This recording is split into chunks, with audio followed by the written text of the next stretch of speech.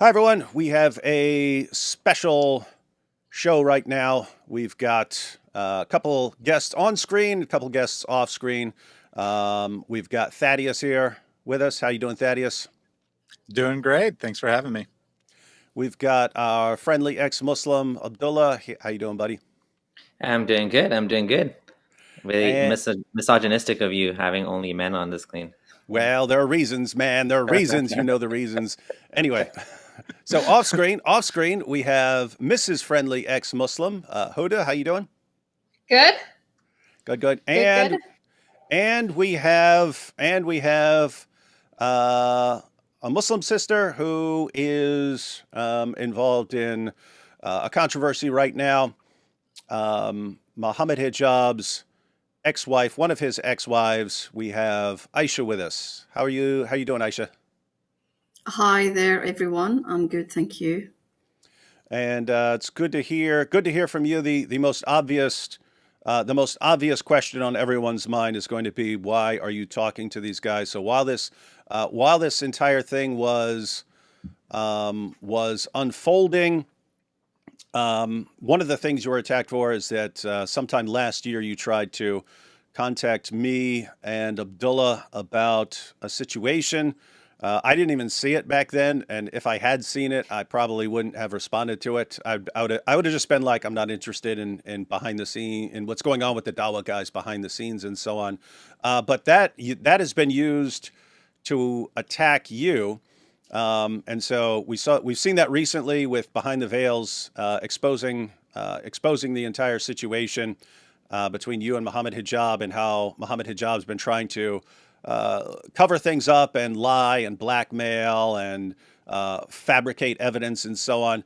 And so we basically reached out to you because there's kind of a power and influence imbalance in all of this, in that it's very easy for a Dawa guy with 1 million+ followers and another Dawa guy with 1 million+ followers. Very easy for them to sort of drown out anyone who would try to expose what they've done and so on. And so we kind of offered you the opportunity. Hey, if there's anything we can do to help with that, we'd be happy to. And you didn't want to join us for anything, but you are now. So what's changed? Well, first off, I would like to say that I am happy that we are all able to have a very productive, respectful conversation despite our differences, despite us subscribing to different belief systems, whether it's sacred or secular.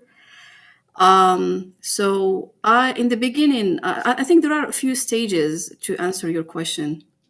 So, honestly, the first stage where I was reaching out to you guys, I didn't find any kind of support from the Muslim community.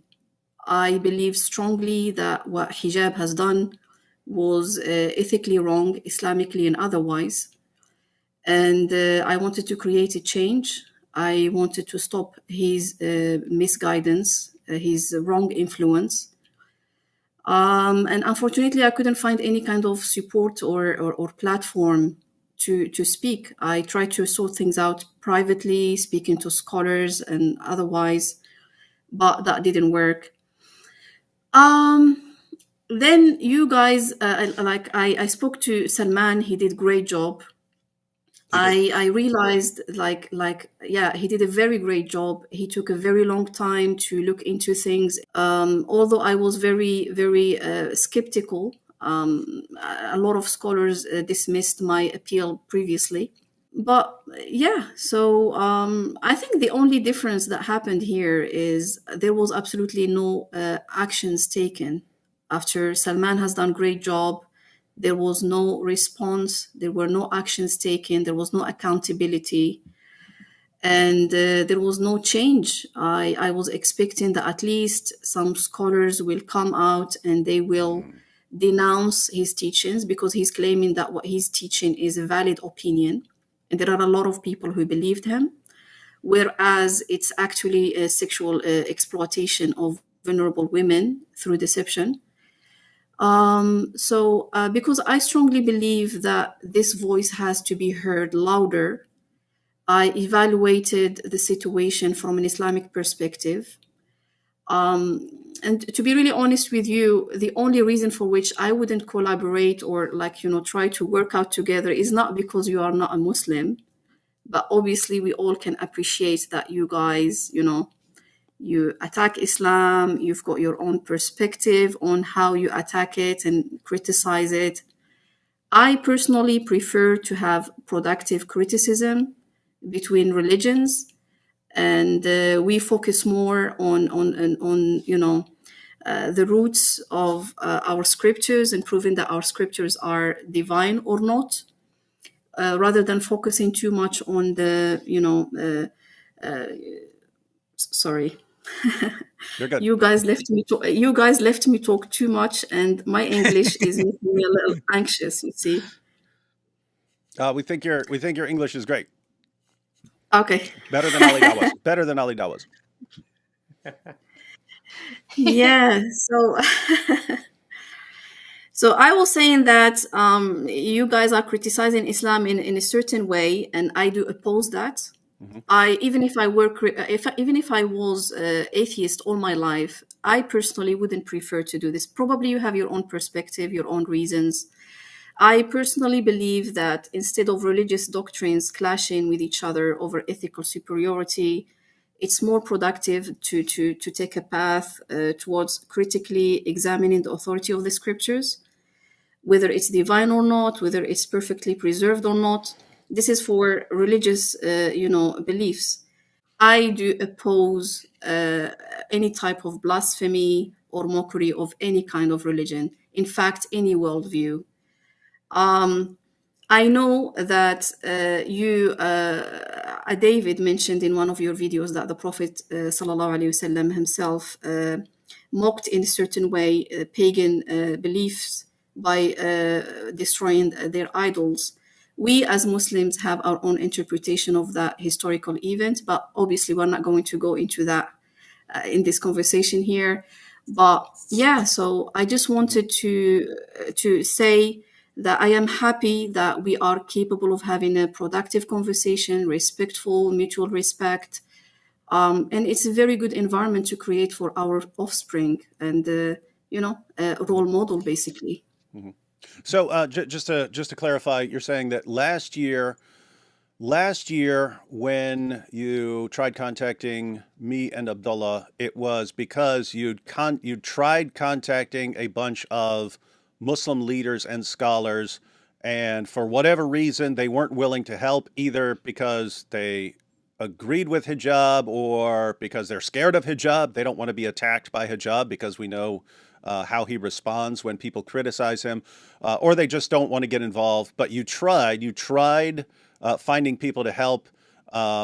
You couldn't find anyone, and then you're basically looking for people. Okay, who is willing to say something about hijab? Oh, that would be like Abdullah or David or someone like that. So I should talk to them, because you've got this issue that women in the ummah are being sexually used and exploited, and you realize you have to let people know somehow. You have to let people know somehow. And so you're basically saying, hey, even if I have to talk to these guys, people need to be aware of this. And if these guys are going to help me get the information out there, then I would even contact them. Then you fortunately got in touch with Behind the Veils guys, and they did an awesome job. In fact, I can't think of anyone on the planet who would do a better job than they did. I didn't like they blew my mind with how like perfect everything they did was. So hats off to them. But then you're pointing out that even after Muhammad Hijab and Ali Dawah have been completely exposed, that you would basically think,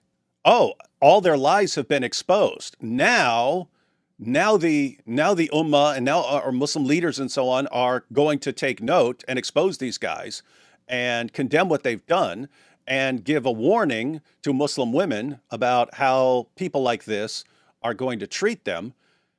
But you're looking and it's just like, they're just being quiet about it still. And so it's like they're still, even after these guys have been exposed everyone's still just being quiet about it, and no one's doing anything, and no one's helping the women. And so now you're even in a position where, okay, you're kind of back to, I'll tell anyone who's willing to have a conversation about this what's going on in order to inform women about what's happening. Is that right? Yeah, absolutely. So I wanted to raise this flag once again. I wanted to make this voice heard, make this voice higher. There was absolutely no actions from serious action from any part of any sheikh or scholar to correct the teachings hijab was spreading.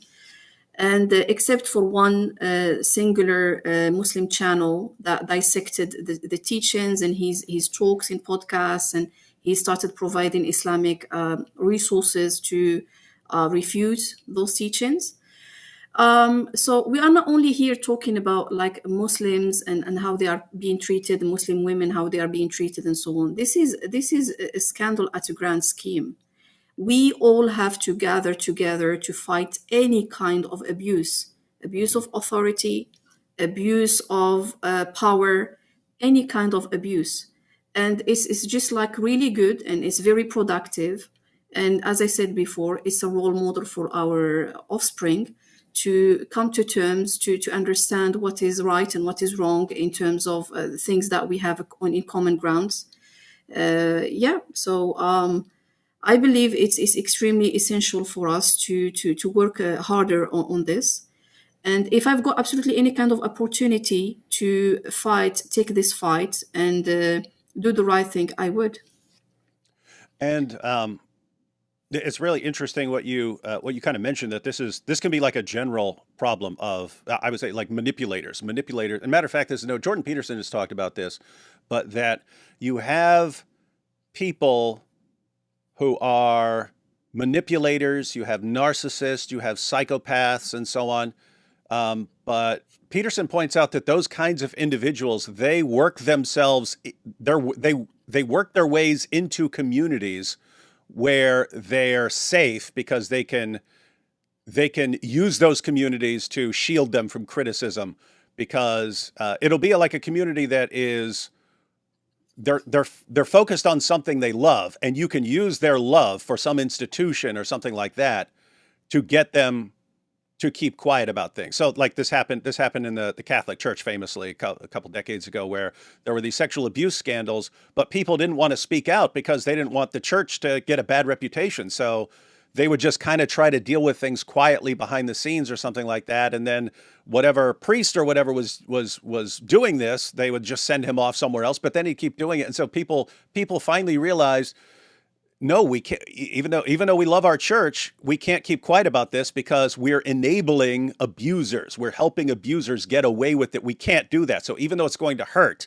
and even though it's going to hurt the reputation of something we care about and we love, Yes. we have to do it anyway, or this continues. And we're sending a bad message to abusers that you can get away with it here. This is the place where, if you really love something, you should not want it to become the place where abusers can get away with abusing women or children or anything else. You don't want it to become that.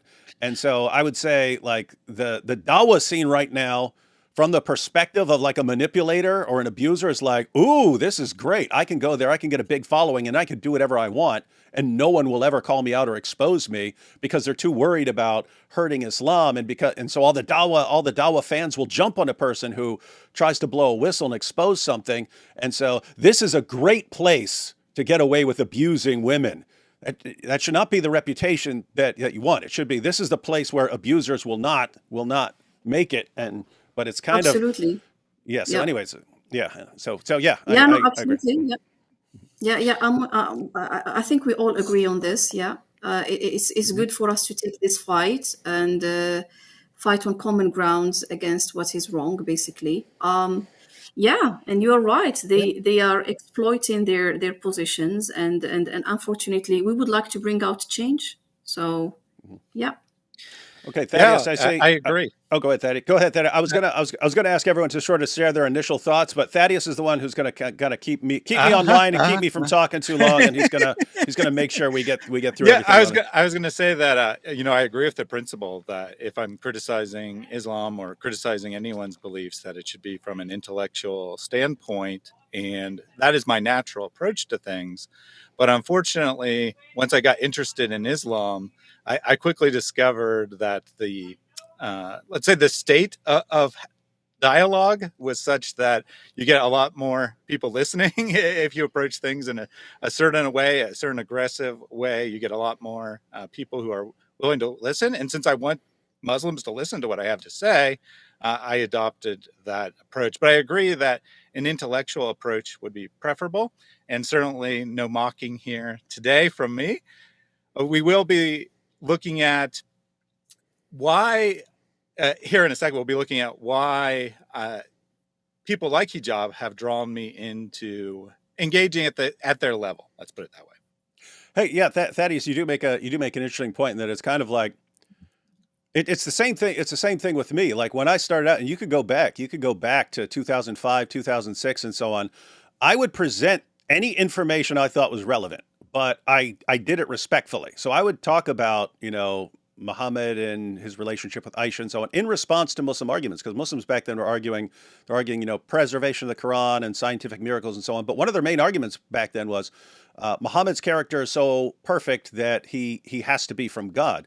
And so I didn't know how to respond to the argument without actually just going through and saying, okay, do you believe this is morally perfect? Do you believe that's morally perfect? But I would be respectful. And I was telling other people back then, I had an article on Answering Islam saying, don't call Muhammad a pedophile. It's not adding anything to the argument. You're not making some great point by that. If you want to present the information and ask how they want to respond to that, then do that.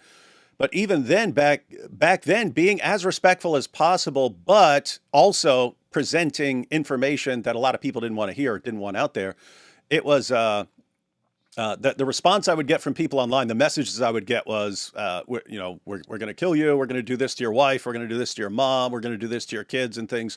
And that made me more aggressive. Their goal is to make me quiet, but the real reality was it made me be less nice to you. It made me be more aggressive towards you. But it's actually when we get to Muhammad Hijab where another shift happens, where when Hijab came along and I saw people like rallying around him, it was before then I thought, oh yeah, you have these aggressive types and these guys who are threatening to kill me and stuff like that. Let me respond to them. I'm going to respond to them, and I'm going to be mean and brutal when I'm responding to them. But I still thought like other Muslims are nice and stuff like that, and they don't agree with this. And it was with Muhammad Hijab where I realized this is actually very widespread to cheer for the guys who are insulting and threatening and so on. And that's when it kind of changed, where I'm like, you know what? I'm not even going to try to be nice anymore unless I'm talking to a specific person who's being respectful. And like, well, I will be totally respectful with you all day, every day. And when I'm responding to Muslims who are nice and respectful, then that is how I prefer to be. But it's just, yeah, there's a lot of people with a lot of negativity, and so yeah, the point is I agree. I agree with you. I do oppose any kind of blasphemy, whether it's coming from a Muslim or otherwise, towards any kind of faith, whether it's Judaism, Hinduism, Christianity, Islam. I do hold the same standard in regards to this approach. And you are right. There are so many du'ats they are very mocking. They are mocking. They are disrespectful. They are mocking other beliefs. And I oppose that. I don't subscribe to that, and I oppose that. I think that's a very bad approach. I think people have to be respected, especially like, for example, with brother Abdullah and sister Huda. She any person who he's got their questions, they've got their situation, like in regards to Islam, like they shouldn't be attacked in a way where like you were always an imposter, or like you've never been a Muslim before. And I have seen this kind of pattern. In fact, this pattern is used even against whistleblowers, like for example Imam Nick. Anyone who comes out with some kind of criticism, or like would like to bring out a change that is positive, unfortunately, even these kind of people, they get attacked. And I am here today because I would like to create this change. I don't subscribe to these things. I do not believe that these things are part of Islam. I am here to highlight Islamic teachings that I believe in. And I think in this particular case, we all agree about this ethics. We all are opposing these kind of practices. I think it's interesting. Everyone here. So the three on screen and the two off screen. What we all have in common is that we're all consistent on this issue.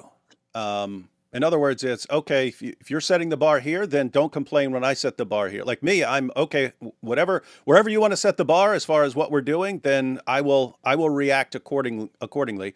You're consistent, and you're saying, hey. We shouldn't be mocking, and you shouldn't be mocking, and so we shouldn't be mocking and insulting. So you're consistent. The difference with like Muhammad Hijab and Ali Dawah and these guys, they actually want a world where they get to heap insults and threats and abuse on other people, but everyone else just is super respectful and nice in response. And when that doesn't happen, they lose their minds, and they don't get it. It's like, hey, if you want people to be respectful towards you and your beliefs in a conversation, that you should be as respectful as possible. And so I'll say, like, when I blast away at Muhammad or the Quran or something like that, I get that I'm forfeiting the right to say, be nice to me in response. It never crosses my mind to say, hey, you're being mean to me in response. Like, okay, I understand I'm being mean. I know why I'm being mean. And so I'm going to be consistent. It's fair is fair. If I'm being mean, then you can be mean in responding to me, and so on. But anyway, yeah, that's what bothers me most about. That's not what bothers me most, but it bothers me a lot that these guys they do want a world where they get to treat people one way and everyone else has to treat them with respect. And it's kind of a parallel to you, right? They get to treat you horribly, Aisha. They get to treat you horribly. And you're supposed to respond with nothing but admiration and respect for all of them and to keep all this quiet. And it's like, guys, you don't get this world that you want. If your behavior is terrible, it's going to come back on you. It's going to come back on you. Yeah, no, absolutely. I think we all have got our own ethical paradigm, and I do greatly appreciate today that you have set conditions to host this meeting. Like avoiding mockery of Islam or all sorts, and based on my request, and this was my condition in making this meeting, because obviously I am still Muslim, and just to highlight that I had questions that were created from the trauma that I have gone through. However, I'm still navigating my faith. I'm still looking into things contrary to how I have been attacked and claimed to be an imposter and an enemy of Islam, someone who's been plotting, and attacking Islam in hiding. And by the way, an enemy of Islam is description. It's not an insult, just for clarity. It's a description that describes someone who disagrees with Islam, and they are attacking Islam, criticizing Islam in a way. Mm-hmm. And it was not nice, because obviously I am a Muslim and I'm navigating my faith.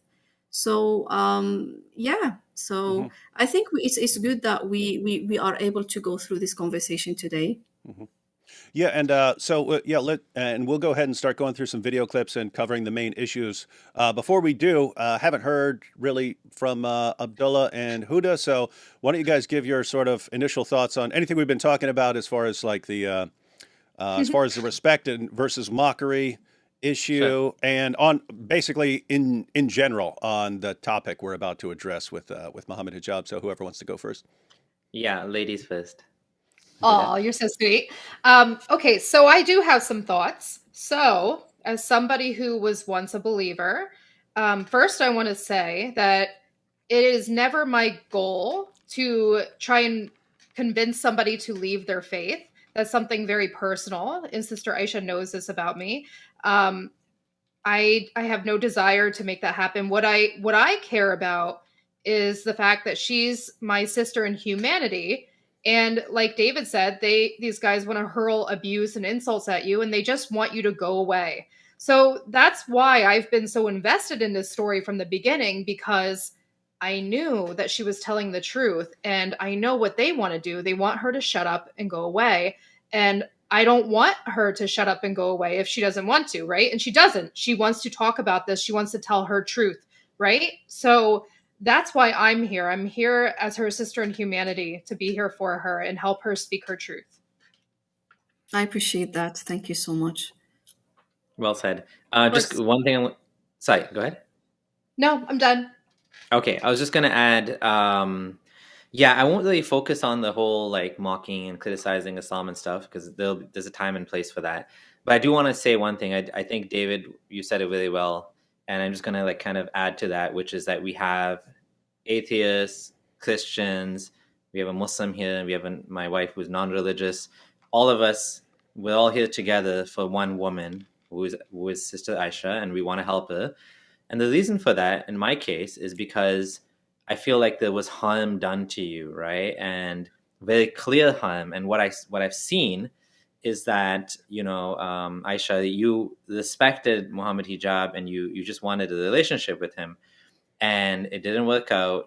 He did what he did, and what you did is you did the right thing. You told the truth, but he lied.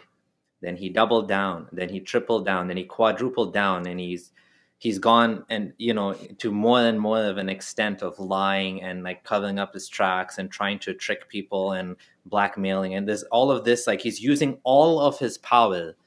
Is 1 million. I mean, when you have a platform, I have 100,000 subscribers with my wife. I take that seriously. There's some responsibility here that I don't want to harm anybody. But he doesn't care. He's like literally using all of his power that he has as clout, and he's bulldozing his way through trying to destroy you and trying to basically remove any possibility that people will believe you. Everything from conspiracy theories about who's trying to get him, Elon Musk, to we'll go through all the details. But just wanted to point out that again, the humanity kind of angle here, that obviously David and Thaddeus have the Christian angle of why they're doing this. I'm not a believer in anything, but I do think that this is wrong what happened. So I'm going to take the time to go through this. Obviously, we have, I believe there's an Islamic angle, but we won't touch that today. We won't talk about the Islamic sort of perspective, but we will talk about the human perspective. And yeah, so that's my take. Yeah. Yeah. So they're basically, well, I think we're all agreeing that there are things that we can all agree on. Christian, and it is interesting. We have a Muslim, 2 Christians, an atheist, and an agnostic, all in complete agreement. It's kind of cool. Hijab, Muhammad Hijab. You have united the world in agreeing that you're behaving terribly and you need to be exposed, and that this needs to be stopped. On the issue of kind of mockery and so on, to set up kind of what's going on, to kind of, before we start getting into some video clips, just talk about the issue with Muhammad Hijab.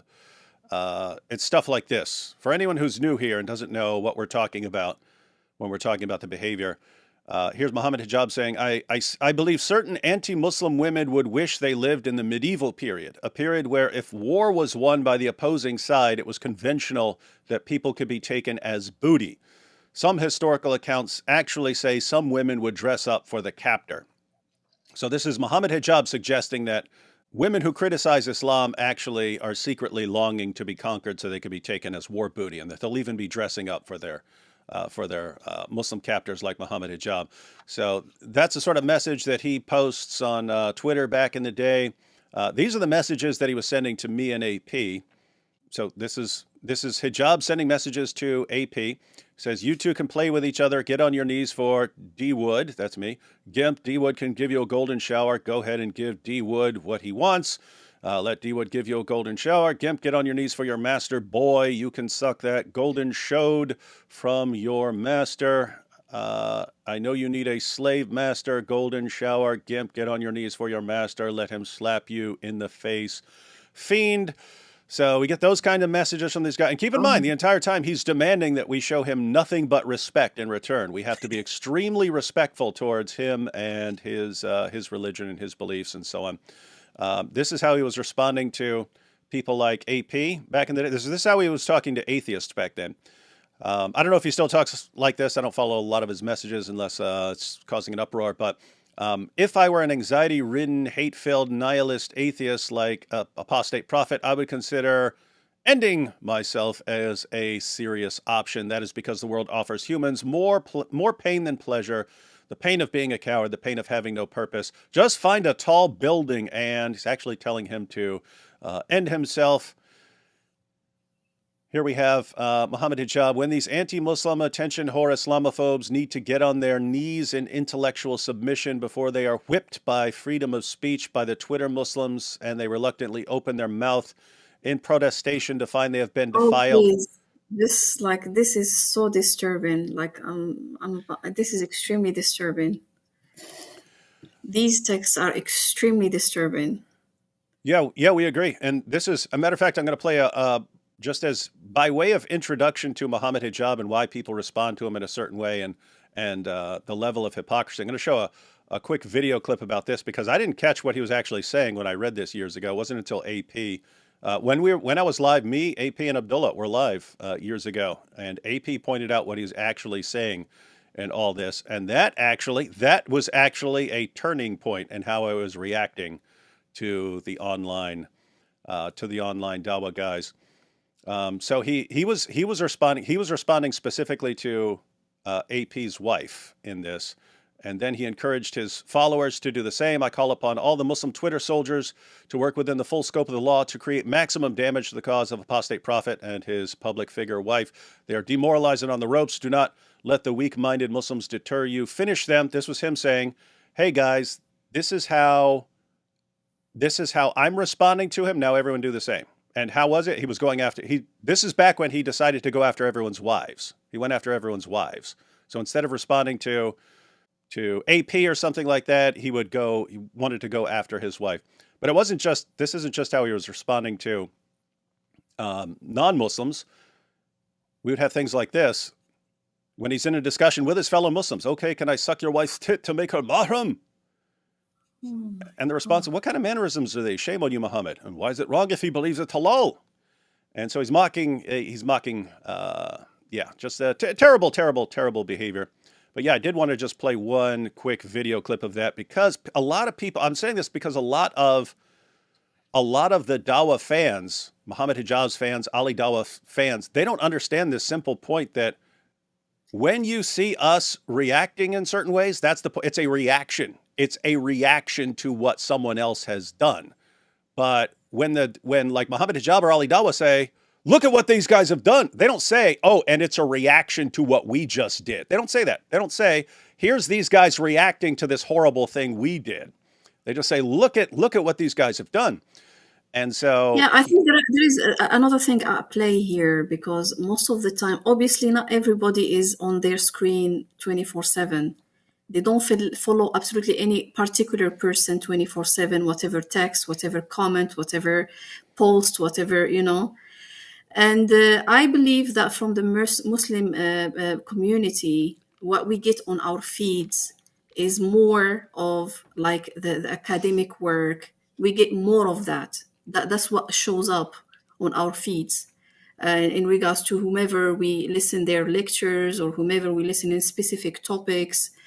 So I believe the same thing happens from the Christian community as well. When they follow a certain figure, there is specific number or area of that they are interested in, that they follow them for.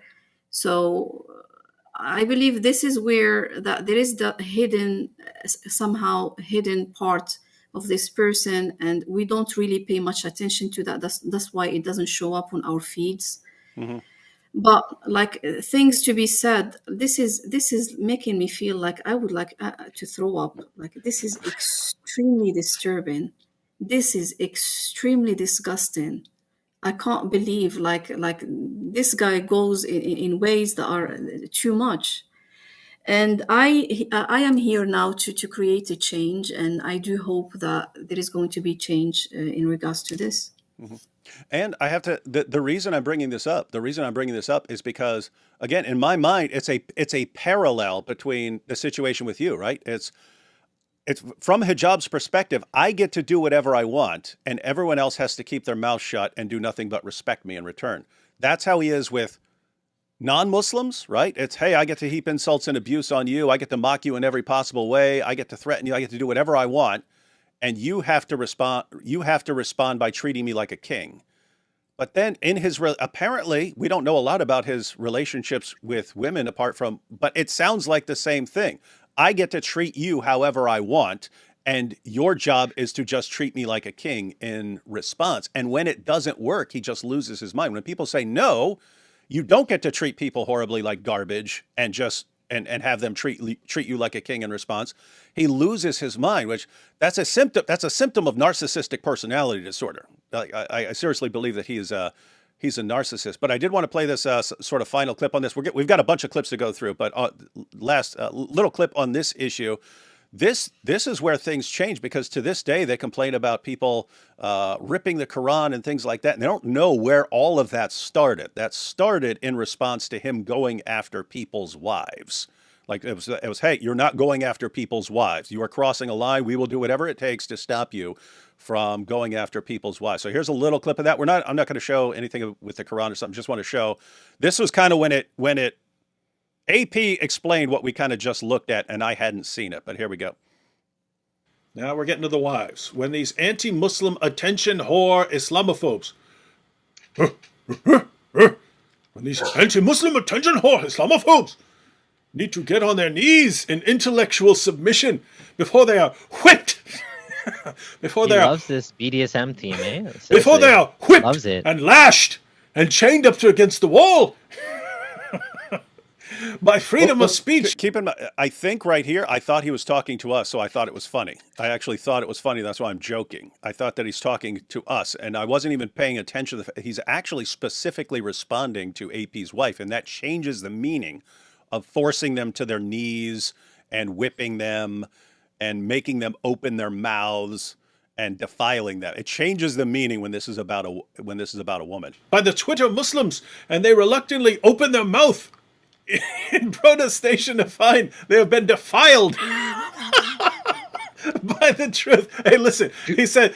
That's me laughing. AP's not laughing because he understands what this is about, and I didn't at this point. All of this imagery here, whipped by freedom of speech by the Twitter Muslims. So you guys are being lashed and whipped by the Twitter Muslim, and you reluctantly open your mouth in protestation to find that you have been defiled. No, look, it is actually worse, and it's hard for me to speak this out. To be quite honest, but he's referring to my wife. He has a screenshot of my wife. Oh no! What he's doing here, the imagery that he's intending to put out here, is that my wife. Look, he's covering, he's veiling it all in such a way that it is relevant to Islamophobia and the war between the critics of Islam and Muslims. But what he's implying here is that when these anti-Muslim attention whore Islamophobes, meaning my wife is the attention whore, need to get on their knees in intellectual submission. He adds intellectual to make more of an implication of it, to make it more veiled, before they are whipped by freedom of speech by the Twitter Muslims. So he's implying here that the free speech by all those tough Muslim men, while my wife is getting on her knees in intellectual submission, and they reluctantly open their mouth in protestation to find that they have been defiled by truth. I don't want to speak this out, but I guess everyone gets the imagery of what he is trying to make here, the imagery that he's trying to present here. And this guy is speaking about my wife. He's speaking of himself and his entire Muslim community on Twitter. What this guy is doing here, dear Muslims, dear very morally sublime Muslims, is that he is implying that you tough Muslim men are here. My wife, I will speak of her just as a woman. A woman is here going on her knees, and all the proud Muslim men are going and sexually violating her all together. And my wife is letting that happen to herself. This is what is being implied here. This is the imagery here. This is your morally sublime religion. This is what you stand for, Muslims. All of you Muslim apologists. All of you Muslim apologists out there who are normally so loud about people who seek their freedoms, who are so loud about what schools teach, who are so loud about when hijabis take off their hijabs, when women seek their freedom, when people say the mildest things about Islam, when Trump issues a travel ban, which should be issued for all of you, for all of your pathetic countries. When you are outraged about these things, and you are all silent here about this, all those people who work with Mohammed Hijab, who have worked with him, who are still with him, who are still friends with him, all you people who are quiet right now, you hypocrites, this is what you stand for. This guy is talking about rape. This guy is talking about the imagery of sexual submission of my wife to this big Twitter mob. This is what this guy is talking about. This is what you Muslims, all of you Muslims who have engaged with these people, who have been part of this whole discourse, of these whole conversations, and who have said nothing about this. This is what all of you perverted bastards stand for. This represents all of you wicked perverts. Anyway, the point there was, notice how instantly enraged he became once the conversation is, hey, now we're going to do this and that to your wife. And Hijab knew that. And what's amazing, see, that's a shift happened in AP there too. A shift happened in me right there. A shift happened in AP. Then it's, hey, if you guys think this is appropriate and that you're going to prop this guy up as your hero, do not ask us to be nice anymore. We're done. We're done. We're done being nice. And it was interesting. Extremely disgusted. I am extremely disgusted, like beyond imagination. I can't even believe that this guy goes to this level in his conversations. Like, I do think that you're right. These kind of actions have to be condemned by scholars and representatives of Islam, according to how we believe Islam has to be practiced. And their silence is complicity. Yeah, and Abdullah was there, and I could tell he was kind of uncomfortable in what followed, because me and AP started going off, and AP was cracking up at me going off, and Abdullah was kind of, this is bad. This is bad. He could kind of see. Yeah, you remember that? You remember that, Abdullah? I very much remember that. I'm gonna say that it didn't. Again, I don't want to get too much into the whole criticism thing. I think I've shifted my views a lot since then. But it doesn't make a difference whether you rip up the Quran or don't rip up the Quran. You still end up in the same boat. Yeah. So, but anyways, like, again, we're going to focus on Sister Aisha here. So I won't get into that. But yeah, I do remember that very clearly. Yeah, that happened.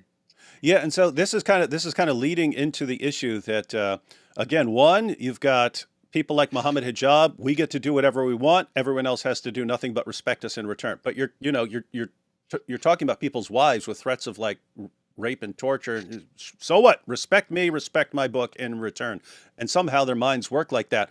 But they end up with this complete system of hypocrisy.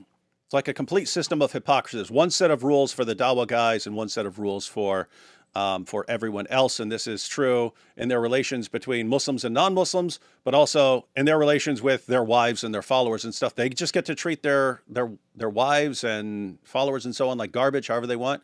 And everyone is supposed to respect them in return. So Thaddeus, should we check out some video clips here on the issue of hypocrisy? We have a bunch. Yeah, absolutely. Oh, I just wanted to say, too, in response to that video, as somebody who was on the other side at one point, I was a Muslim convert for almost 10 years. So when I started to question Islam, I started to watch your content, David, my now husband, AP, all of you guys, everybody. And, when I used to see this stuff on Twitter and you guys respond to Mohammed Hijab, and I would look at his followers and, I would look to see, like, is Omar Suleiman going to distance himself from him? Or any of these other famous imams going to like notice this and start, creating distance because this guy's obviously problematic? No, it never happened. And they're aware of this stuff too, I'm sure. So I'm thinking, what kind of community is this? How dysfunctional, as you always say, for somebody like this to still have a following after all he's said and done. Mm-hmm. Yeah, it is disturbing. And that's why, hats off again to Salman and so on, and to Aisha for being willing to face what they know is coming at them when they cross these guys. But also even back then, Sajid Lippam, Sajid is no fan of me. Sajid does not like me, but And I obviously disagree with him, but I can respect him in that he has spoken up about Muhammad Hijab and Ali Dawah and so on. Same thing with Knowledge North. Knowledge North was calling him out back then, but yeah, it is. We can respect the few that stand up, but my goodness, it should be way more. It should be way more. Yeah. So we've got a number of clips that have to do with the issue of this hypocrisy and how they'll change their methods depending on who they're talking about. They have one method of dealing with Andrew Tate. They have a completely different method when they're dealing with someone they're mad at or someone who's crossing them or something like this. So should I just jump into some of these clips and then we can all comment on them? Yep, sounds good. Yeah. All right, Sure. let's see here. We've got first up, we've got Ali Dawah. I was not biased. I heard the story until I heard the other side and realized that she was not only lying, then she was allying with the enemies of Islam and going and giving information to the most heinous enemies of Islam. SubhanAllah. So here, Can you please just, let me just make a comment here because I can't help. Mhm. So Ali, he is a da'i. He does da'wah to Islam. And he is claiming here that we have in Islam information that is top secret and that should never be shared with non-Muslims. And in case that information is shared from Islam to non-Muslims, that is going to be catastrophic. So I don't understand what he's trying to say here. Like, what is he claiming? so just to be clear, this is him saying at first he was thinking you're telling the truth, but then he found out you're sharing this secret information with non-Muslims, and that puts you in the bad or fake Muslim category or something like this. But you're really, really terrible person because you're sharing this secret information with non-Muslims. Am I getting this right? Yeah, that's what he claims. That's what he claims. Yeah. Huh. I think, it's kind of hypocritical because if something happened in many cases, you would go to non-Muslims for help. And Muslims understand this, that in the West, you have to go to police sometimes if there's like abuse or something, right? Like that shouldn't be seen as that you're a traitor or you're enemy of Allah or you're, ally. Like, well, there's cases where you need help from someone and you go and reach out to people that maybe don't agree with you. That's how the world works. We're all minorities here in the West anyways, right? Muslims. And so that should be like a normal thing, but he's trying to make it like nefarious. What he's doing is he started the character assassination already. That's what he's doing. No, absolutely. Like, I would like to highlight here, like, the hypocrisy. And so we've got here Muhammad Hijab, who, according to what they all claim, evaluated Islam. And he concluded that it's permissible within the Sharia, within Islamic teachings, to abuse women and sexually exploit them through deception, which, again, as I said, I believe is extremely wrong. And Ali, he evaluated Islam, and according to him, according to what he's done, it's okay for him to call me a liar, although that is baseless. He's got no evidence to call me a liar because I am not. He's just calling me a liar relentlessly, and according to him, he's Islamically doing good. And I had to deal with shuyukh and scholars who dismissed my appeal for help or for corrections. And because they evaluated Islam and they concluded that it's okay, Islamically okay for them to act in that way. And for me to go and reach out, and after I have tried my best to create the change and do what is right and bring forward justice, they are accusing me of doing something that is Islamically wrong, which is reaching out to any kind of platform in order for there to be justice, in order for there to create a change towards what is good. And now I am being the bad one.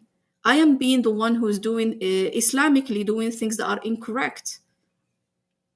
Yeah, I mean, just imagine a situation. It's like suppose there's a mother and like her daughter's drowning or something like this, and she runs to, let's suppose it's a Muslim woman and like her daughter's drowning in a pool or something like this. She runs to a Muslim man, hey, can you help? My daughter's drowning. And he says, no, I'm not going to help you. And she runs to another Muslim man. He says, no, I'm not going to help you. And then, okay, well, hey, there's a Christian there. Christian, will you help? Or atheist, will you help? And they help and so on.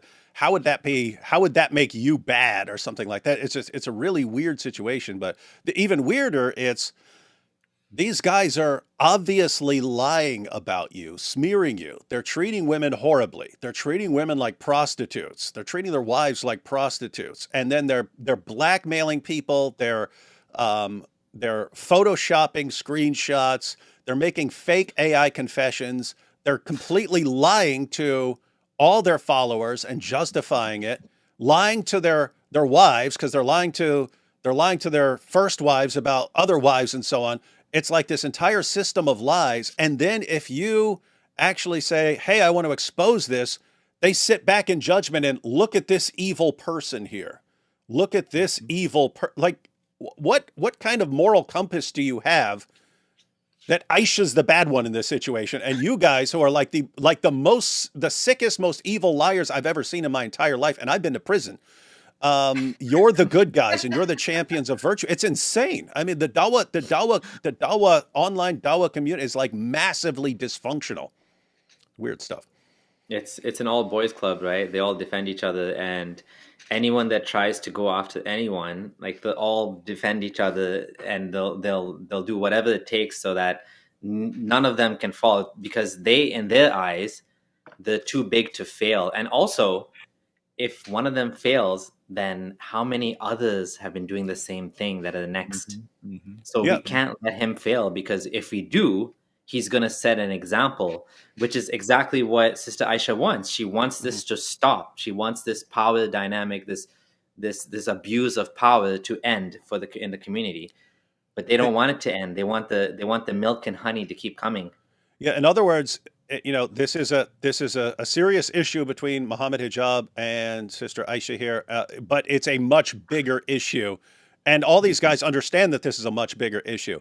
If she can actually expose what an extremely popular, one of the most popular Dawah guys on the planet has done, and all of their lies and photoshopping and AI generated fake confessions and so on, if none of that works, these guys are all in danger, because a bunch of these guys have been doing this stuff behind the scenes and thinking they can get away with it. So this is a terrifying situation to everyone who's been abusing. Guess what? If you haven't been abusing women or haven't been treating women horribly, you're fine.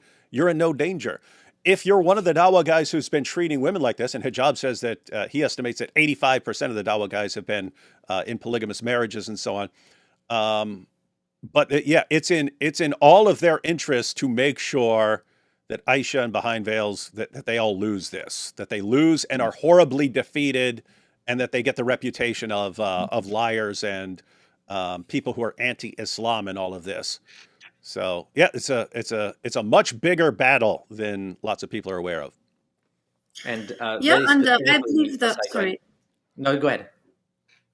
Okay, so I believe I have an Islamic obligation actually to come out and speak. So what I am doing, I'm doing it from not only from my own destroyed emotional and mental and physical well-being and all the implications that happened, not only from that angle, but I am coming out to speak from my own human nature, because I'm opposing this, and from an Islamic perspective as well. So according to me, what I'm doing, I am fighting for the sake of Islam. I am performing an Islamic obligation. And what else? Oh, go ahead. So I just want to say, Sister Aisha, so the way I understand this too, the way you're saying this, what you're telling me is that you have a conscience. You have a conscience, and the mind wants to confess. The mind wants to talk about things, right? And that's why you're here with us. You want to talk about your experience. You don't want to just, let this go away, because you know that there's other women that are going to be harmed or are being harmed as we speak. And you're empowering other women to speak up by telling your story and being brave. True. Yeah, that's true. And again, that's what's amazing here. It's they put themselves in these positions, manipulators, narcissists, psychopaths, and so they put themselves in these situations where no one can stand up to them because that person understands he or she will get crushed, and so they get to do whatever they want. And Aisha, you had to know what you were getting into standing up to these guys, and you did it anyway because the alternative is that they just keep doing this forever and that they always treat women like this. And I wouldn't have allowed that to happen. Yeah, that's what I mean. Like, still, the vast majority of people, even the vast majority of women, are not going to want to stand up to them just because it's, even if they know they've been wronged.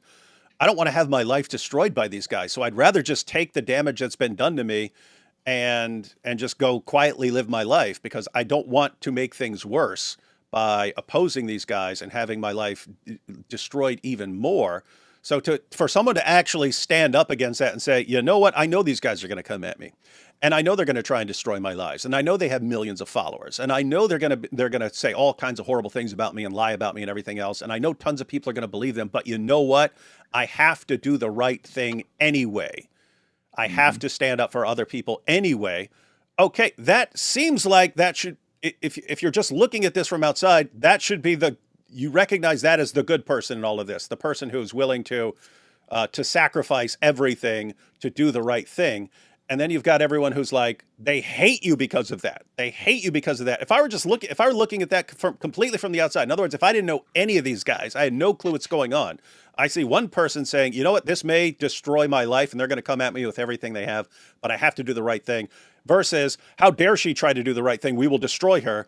I would be like, it's obvious to me who's good and who's bad in that situation. Like obvious as anything in the realm of ethics could possibly be. And they hate you for it. It's just shockingly dysfunctional here. I was just going to I'll ask, say it very succinctly that you're a hero, right? I think you're a hero for doing this, for standing up. I think Salman's a hero as well.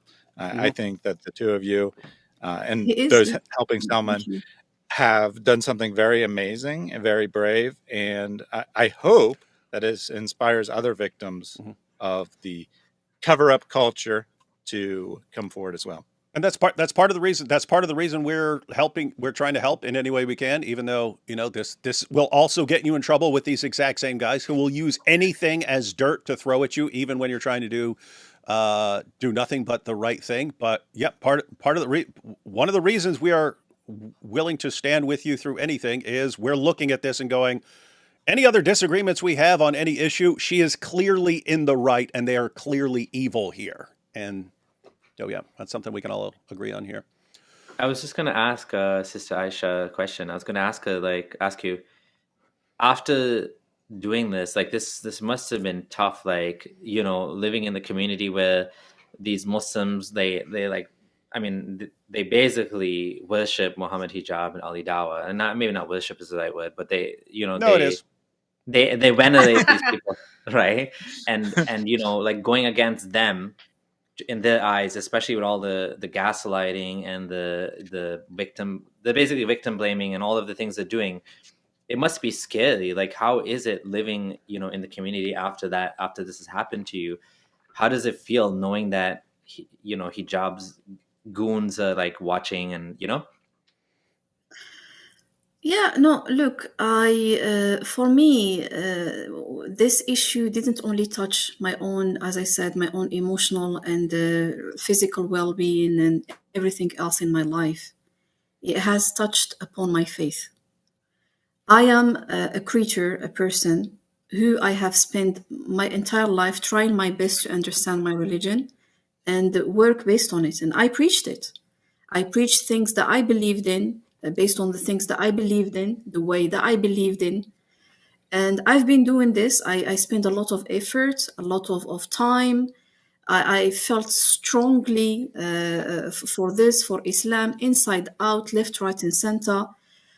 And as soon as there is absolutely anything that is going to touch something that I believe in, I'm going to fight against it in a way that is like, you understand, like obviously I'm going to fight against his teachings, because I strongly believe what he was teaching is un-Islamic.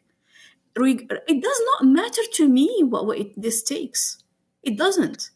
I'm going to fight, and regardless of what he does, also because of the truth. So when we talk about what he did to me personally, if he's going to deny that, I'm going to fight. So whatever kind of fight it would possibly take, even if it is physical fight, I will take a physical fight against him, regardless. Like you choose what kind of fight would you like? Because I know that what I'm saying is the truth, A to Z, and I haven't lied, I haven't fabricated. In fact, there is a lot of evidence that slipped in between my fingers just because I had good intentions and good feelings and trusted blindly, and I was honest. Therefore, if you're not going to be admitting, and you're not going to be coming out to say the truth, and you're not going to apologize, and you're not going to do the right thing, and you're not going to apologize to the women and children you have indirectly affected through your wrong influence, and you're not going to correct the teachings that you are wrongfully spreading, I'm here to fight. And I think a physical fight would be the only thing Hijab would be willing to do, because he's obviously not willing to do the mubahala. So, all right, let's check out this next clip. This is Ali Dawah with Omar. Speakers. Okay, Abdullah, please come to me. Okay, good. Said this woman said you attack her, abuse her. But before that, if you are not here, let's say you are in Morocco in your country, you're going to come back. My asl is what? I have to defend you and say, this is a lie until proven. How do you know that? You cannot say a lie. No. What does Allah say? What's the asl? When a slander happens, is the asl to believe it or reject it? To clarify it. No, to make sure what happened. First thing is rejection. First thing we need to say is... It's my claim, mother. Why you reject my claim? Uncle Omar, didn't the man come to the Prophet and say, I caught my wife committing zina? So if I tell you... It's the Quran. Did he not come and say, I caught my wife committing zina? The Prophet, did he say, you're speaking the truth? I said, I am going to lash you for slander. This is in ja'akum fasiqun binaba'in. No, but he told the man, look, the man saw his own wife committing zina. He said, I'm going to lash you for slander. And Allah said, why he did defend his honor? So why you mention this here? The asl is this. No, the asl is the asl is it's a lie until proven guilty, not guilty until proven innocent. We follow the Sharia. No, this is the English court. Okay, so this is Ali Dawah saying that an accusation, even if true, should be treated as a lie until it's proven. What's going on here, Thaddeus? Yeah, so basically he's saying it's his Islamic responsibility to say that any kind of, I mean, he uses an example of adultery. So at minimum, any kind of sexual sin, right? He needs to cover up. I think he's really saying anything, any kind of sin that you learn of that a brother has done, it is your Islamic responsibility to cover it up. And Omar's like, no, you should look into it and figure out who's telling the truth. That's basically what his position is. And Ali's like, no, Islamically, we have to cover it up. We have to act like it never happened. The Prophet, a guy accused his own wife of committing adultery. And the Prophet said, I'll lash you for saying that your wife committed adultery. So he's saying, basically, you should pretend like nothing happened no matter what. It's really strange. Even the example he's using, it's that it's just not a good example. It would be whipped if you don't have evidence. That's what he's saying. So that means you still have to investigate it. Ali Dawah was just like, right. Don't investigate it, period. Just like,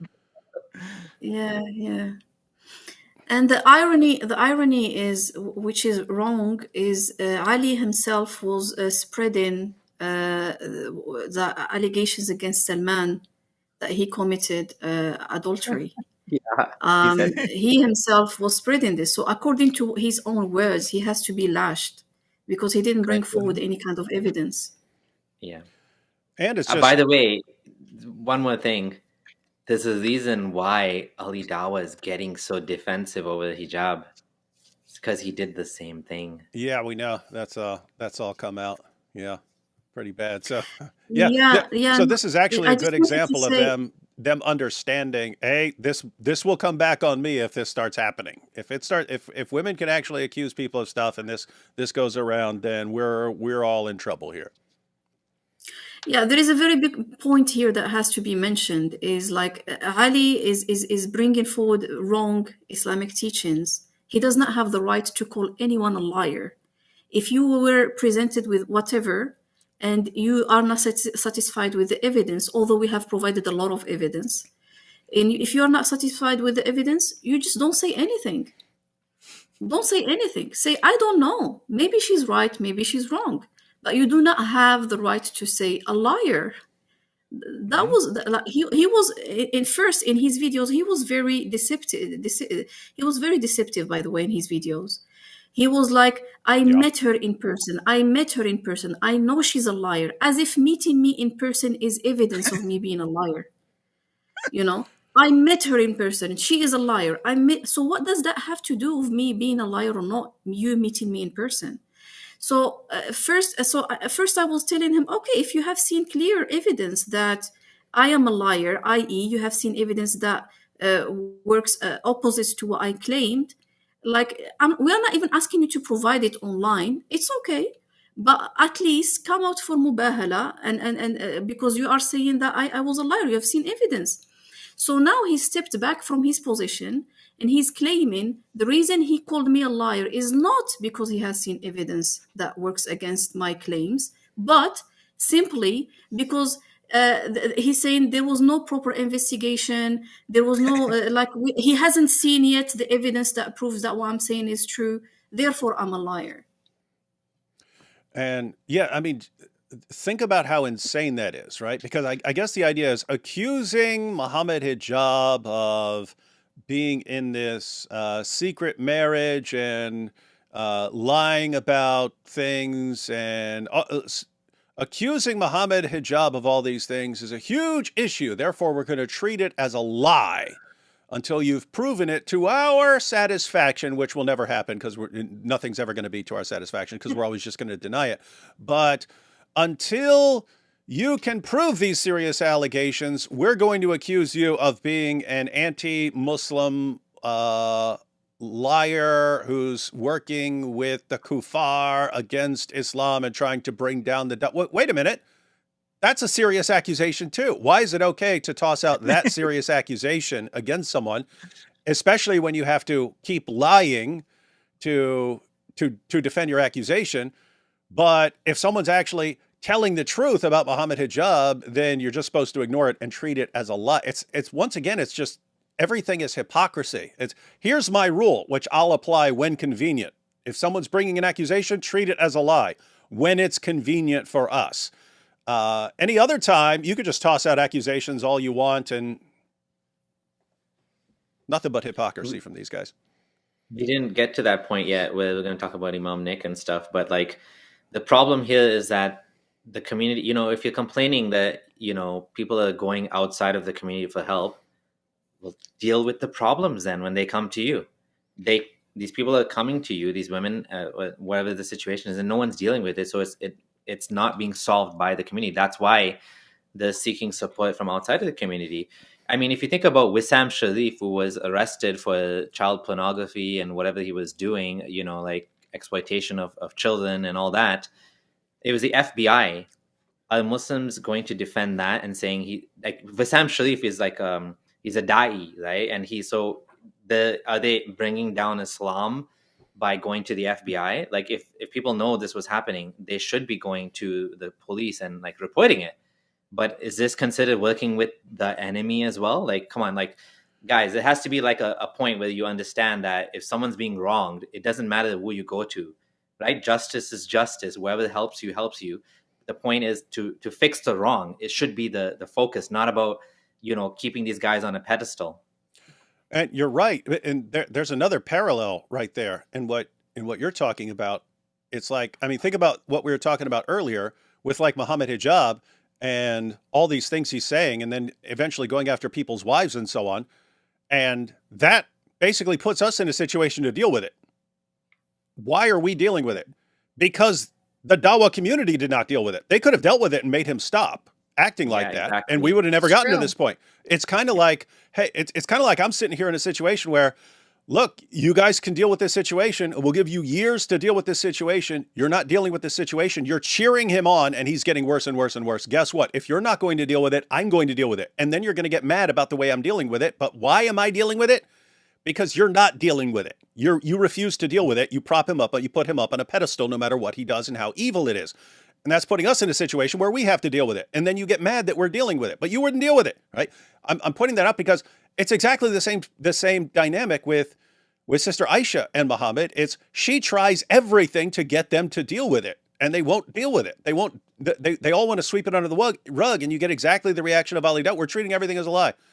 Well, what's he saying? He's saying there's no scenario where we ever deal with this stuff, ever. We're always going to sweep this stuff under the rug. Well, okay, people are going to go to someone else to deal with the issue, and then you get mad at whoever deals with it. So Aisha goes around to all these different sheikhs and so on. No one will deal with the issue.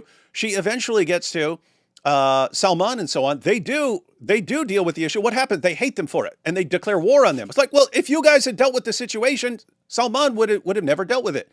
It's because your community wouldn't deal with it. That's why he's dealing with it. And you hate him for doing what you guys refuse to do. And then now Aisha's with us, and she's going to be attacked again. Why? Because you guys will not deal with the situation, and even after it's exposed by behind veils, you still won't deal with it, and you're still helping these guys get away with the same thing. And so now we're calling it out. And so who are you going to get mad at? You're going to get mad at Aisha. You're going to get mad at us. Why?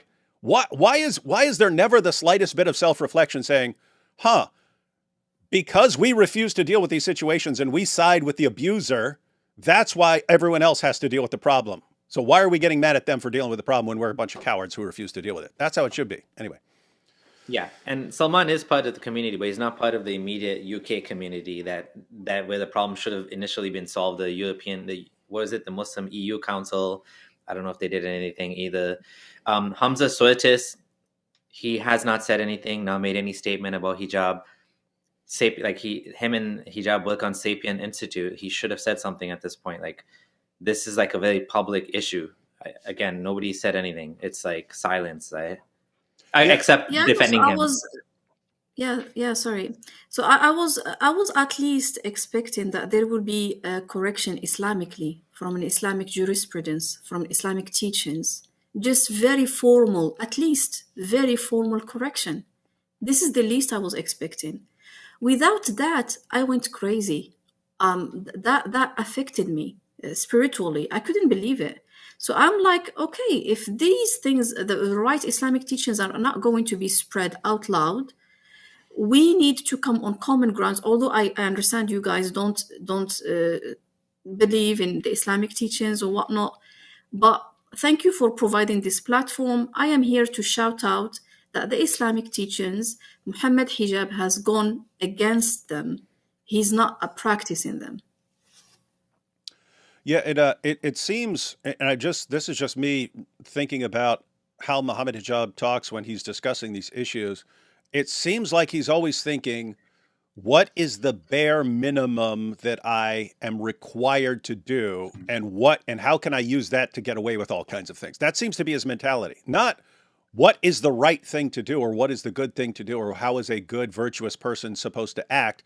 It is, what is the minimum that I have to do? And he'll go to different scholars. Let me find a scholar who gives like the bare minimum, and all these other scholars that say I have to do more. I don't care about them. Let me find a scholar to justify what I'm doing so that I can get away with it. And if anyone criticizes me later on, I say, what are you talking about? There's a scholar. Yeah, you can find a scholar who will say almost anything. And so if that's Zoom Nicholas. This is weird stuff. All right, let's check out some more videos on this hypocrisy issue. So let's check out how everyone. This was a couple months ago, but Sneeko went over to Sheikh Asim al-Hakim's house and said he had something that was bothering him. And Sheikh Asim al-Hakim, you kafir! And he starts saying that if you have a doubt, then you're a kafir. Get out of my house and things like that. And then Sneeko talked to Ali Dawah and Sheikh Uthman, and they had a completely different response. So let's check this out. Sheikh, you need to have some sympathy with them. Yeah, okay. I don't think he even understood my question right away. I think that he heard me say the word doubt, and he probably deals with a lot of people who ask him questions, and he just gets annoyed. But okay, let me put it like this here. Even if you came to me today in front of the Kaaba and said, bro, I have a bit of a doubt. I'm not going to come and say to you, A'udhu billahi, you in front of the Kaaba, how are you having a doubt? I have to assume the best and say, hold on a second. It can be a doubt. Aki, there's nothing. Look, doubt, there's two things you do with shubahat. So that doesn't make you a kafir to have a doubt. No, Aki, Aki. You hear this? No, you're fine if you doubt. You're fine if you doubt. We're going to say this. We're pointing this out because it's going to be a very different reaction depending on who's doubting. Man, if that's the case, me, I've left Islam. When I first came, there was some questions I asked. Bro, you do two things with doubts. And I'm mentioning this for those who have doubts. Number one, you have a doubt, and what you do is you let that grow. Number two, you say, I have a doubt. I want to go to a person of knowledge, and I want to ask and say, I have a genuine doubt. So Ali Dawah is recommending as advice, you got two basic ways. You could just let the doubt grow, or you can actually go to a person of knowledge and say, hey, I have doubts, and so on. So he's saying Sheikh Asim al-Hakim is wrong in the way he responds to someone saying, I have a doubt. You should feel comfortable going to people of knowledge and saying, hey, I have doubts about this. Can you help me with my doubts? That's correct. And I would suggest just going ahead and playing the next clip right away because the contrast is quite obvious. He's not going to completely contradict himself and be a total hypocrite, right? Let's see. Definitely not. Okay, so I just wanted to point it out, everyone. You heard it here from Ali Dawah talking to Sneeko. It's okay if you're having a doubt. You don't condemn someone for having doubts. Ali Dawah even says he had doubts when he was, early on in his journey as a Muslim. So Sneeko shouldn't be ashamed of having doubts. What do? You do the right thing and you go to people of knowledge. She has been on multiple Dawah live channels of Dawah Wise, Brother Hashim, Mansour, Sheikh Hazm, and many of these du'at with shubahat about the Quran. Shubahat, that's doubts, right? Yep. Let me back this Yep. up. So Shubahat is doubt, yeah. So hang on. Is this specifically about Aisha? Sister Aisha? It is about Aisha. Yes. Okay, so he's I just wanted to make sure because I wasn't sure he was just randomly attacking a woman here in this clip. So this is him. Hang on. So let me get this straight. Ali Dawah, Sneeko, you have a doubt? No problem. It's just, of course, you got to go to people of knowledge. You got to go to people of knowledge. That's what you do. And here he's condemning Sister Aisha for bringing her doubts up to people of knowledge and asking about them. Okay, let me back this up. No interruption. This is incredible. Thaddeus, you compile these, right? Yeah, but Aisha helped me find them. This is amazing. This is such a wow. Great teamwork. This ties into what Huda that video he did about celebrity converts, how they treat them versus That's Sneeko. Sneeko, do what you want, man. Do what you want. Doubt all you want. Just still go around propping up our religion. Oh, she's criticizing Muhammad Hijab, then how dare she have doubts? How dare she have doubts? She's not even a Muslim if she has doubts. How dare she ask questions? How dare she call into shows that are Muslims? Yeah. Hey, Abdullah. Some of these clips, like especially this, where it's like just like night and day, depending on who he's talking to. These would be good for like shorter videos or shorts or something like that to expose the hypocrisy. Just so you know, in case you want the Thaddeus has all these clips, he can. What were you saying? I was going to say, Sister Aisha and I are on different sides of the spectrum here. She's still a believer. I'm not. But honestly, I mean, this is kind of what happened to me too. I had something traumatic happen to me. I started to have doubts. There were things I started to notice and realize. And everybody I went to, doors shut in my face. So now I'm here, right? So that's kind of how my outcome was regarding doubting. So, yeah. So let's check out what Ali Dawah is condemning Sister Aisha for. She has been on multiple Dawah live channels of Dawah Wise, Brother Hashim, Mansour, Sheikh Hazm, and many of these du'at with shubahat about the Quran. Doubts. Because we have... What's that? She's so awful. She has doubts. She's calling in to ask a question. But did you see how he said? I actually want to play it again. But oh my God, this is the worst thing anyone could ever do. Can you imagine having a doubt? What kind of Muslim would have a doubt? It's like you just told Sneeko it's fine. You just said it's fine because he's an important influencer. Wow, this is evil stuff. Let me back this. This is what a hypocrite, man. She has been on multiple Dawah live channels of Dawah Wise, Brother Hashim, Mansour, Sheikh Hazm, and many of these duat with shubahat about the Quran. Doubts. What does that show? That shows she has sincerity and she's trying to solve her doubts. That's what you're supposed to do. That's what I mean. Like, I agreed with him over there. Like, someone, Sneeko, hey, what if I have a doubt? What am I supposed to do? Well, two things. Well, you got two options. You could just let the doubt grow, or you could actually be smart about it and go to people of knowledge and ask them. What's he advocating? He's saying if you have a doubt, go ask someone who's got the answers. What is she doing? She has doubts, so he's condemning her for asking people about her doubts and asking knowledgeable people about this, and that makes her evil. This is crazy, man. Sarah, could I ask you? So in terms of the so Sarah, that was that's you there. Yeah, that's me. I'm just comfortable using whatever names. I don't pay much attention to that. You don't have to justify using different names when we know what you're dealing with. I use a lot of names. I have a lot of names. I use a lot of names on social media, which are way beyond what was presented. Just you know what? I'm just making them comfortable. Like, you understand. Like, if you are blaming me for using 2 or 3 names, different. I'm using 10, sometimes 20. Yeah. We are not. So I mean, just look at this. Look at how we react. If you're on their bad side, look at how they will attack. It makes perfect sense to use different names to make unfortunately, there's a stigma about asking questions. That's what he's like. So if some people might be comfortable using the real name and asking questions, and some people are not, and that's okay. There's nothing wrong with that. Like, there's nothing wrong with hiding your identity.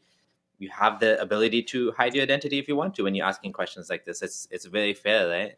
Yeah, because I mean, look, it's like they look at you like you're a bad Muslim if you say you have a doubt about something. If you have a doubt about the Quran or something, you're a bad Muslim. So.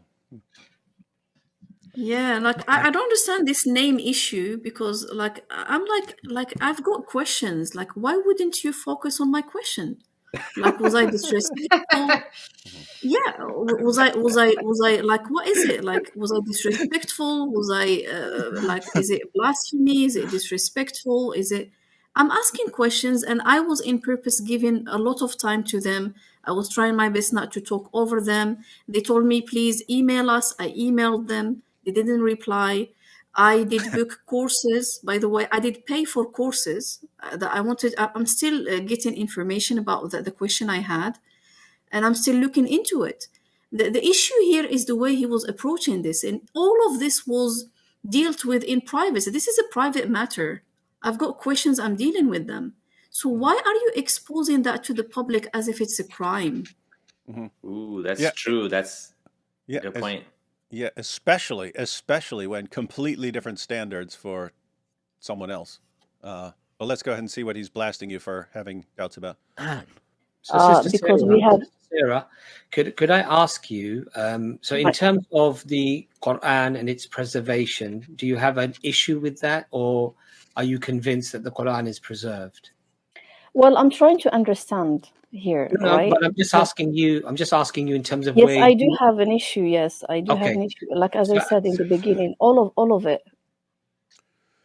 So she had a doubt, and what did she do? She went to people of knowledge, and according to Ali Dawah, that makes her the bad one, bad Muslim. Bad Muslim, bringing your doubt to a person of knowledge, which is exactly what he told Sneeko to do. Mm-hmm. Can I ask a question? Contrast is quite. Go ahead. I was just going to say the contrast is quite striking. That Sneeko did go and ask it about his doubt, and he's like, "Oh no, that was right. That was right." And then Aisha was going and asking about her doubts in a very anonymous manner, even, right? Like, not trying to criticize Islam, trying to hear what they have to say, and suddenly, "Oh, you can't do that. You can't ask questions. That proves that you're working with the enemies of Islam." Crazy stuff. Didn't Ali Dawah say in that video too to Sneeko that you're supposed to let your doubt grow and then address it? So it's not even just like an initial doubt; it's you should let it grow. Yeah, I couldn't tell what he meant there, because he's not the best communicator in the world.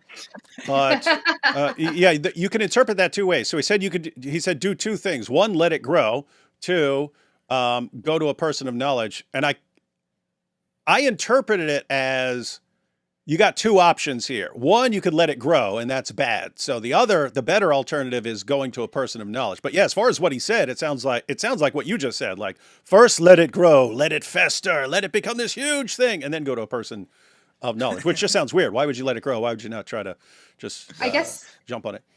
I guess he means maybe like don't suppress it, because they want, like, he's telling Sneeko he wants him to ask questions. That's what I'm getting from that. But yeah, it's the total opposite of what he's told Sister Aisha here. Yeah. And I just want to add one thing. Can we just comment on the fact that they went out of the way to find clips of her asking questions about Islam as a way to shame and publicly humiliate her? Like, what the heck? Like, you took all this time to make her look like some devil. Like, how dare you? Like, yeah, exactly. That's true. Like, I believe that was very private, that no one would have known that faith is a private thing. I am asking questions. I have enrolled myself into a lot of courses, and I have sent emails privately. I had one-to-one conversation even with Farid Response. And I was basically just trying to do the right thing. I don't even understand why is this brought up to the public. Yeah, exactly. Yeah, I mean, especially, I mean, if he were consistent on it, that would be one thing. If it were, hey, it's always wrong to bring up your doubts to a person of knowledge. But it's not. He says, of course that's what you want to do. Of course, that's the right thing to do, Sneeko, because you're an important influencer. Be comfortable in expressing your doubts. But then he'll turn right around. Look, this is the most evil behavior. Think about the message that this sends to anyone who has a sincere question that they want to ask to knowledgeable Muslims. Like, hey, I'm having a doubt about something someone has said about Islam. I want to actually contact you guys and look at this evil person. That's sending a message to everyone else. And the message is, if you have a doubt and you express that doubt and you try to get clarification, you're a horrible, evil Muslim. Well, what's that mean? That tells people to bottle things up and never ask about them. But it's the exact opposite of what he told Sneeko. This is weird. This is very alarming, by the way. Is like, how did you find out that those are my accounts? That's a lot of work. They put a lot of work into making you look bad. And think about all the work that, and like faking an AI generated fake confession, photoshopping stuff, all their videos, and they're the ones who are exposed as complete liars in all this. But yeah, this is just sick, evil stuff. Like, whoever's doing this has to, like, let me put it this way.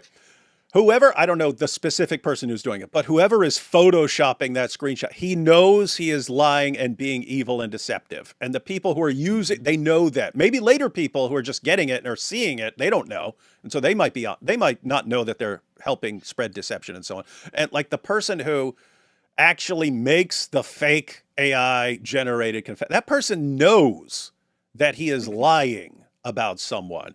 And right here, when they're going through all this clips, they know we're looking for anything to throw at this woman to discredit her, even if we contradict what we just said.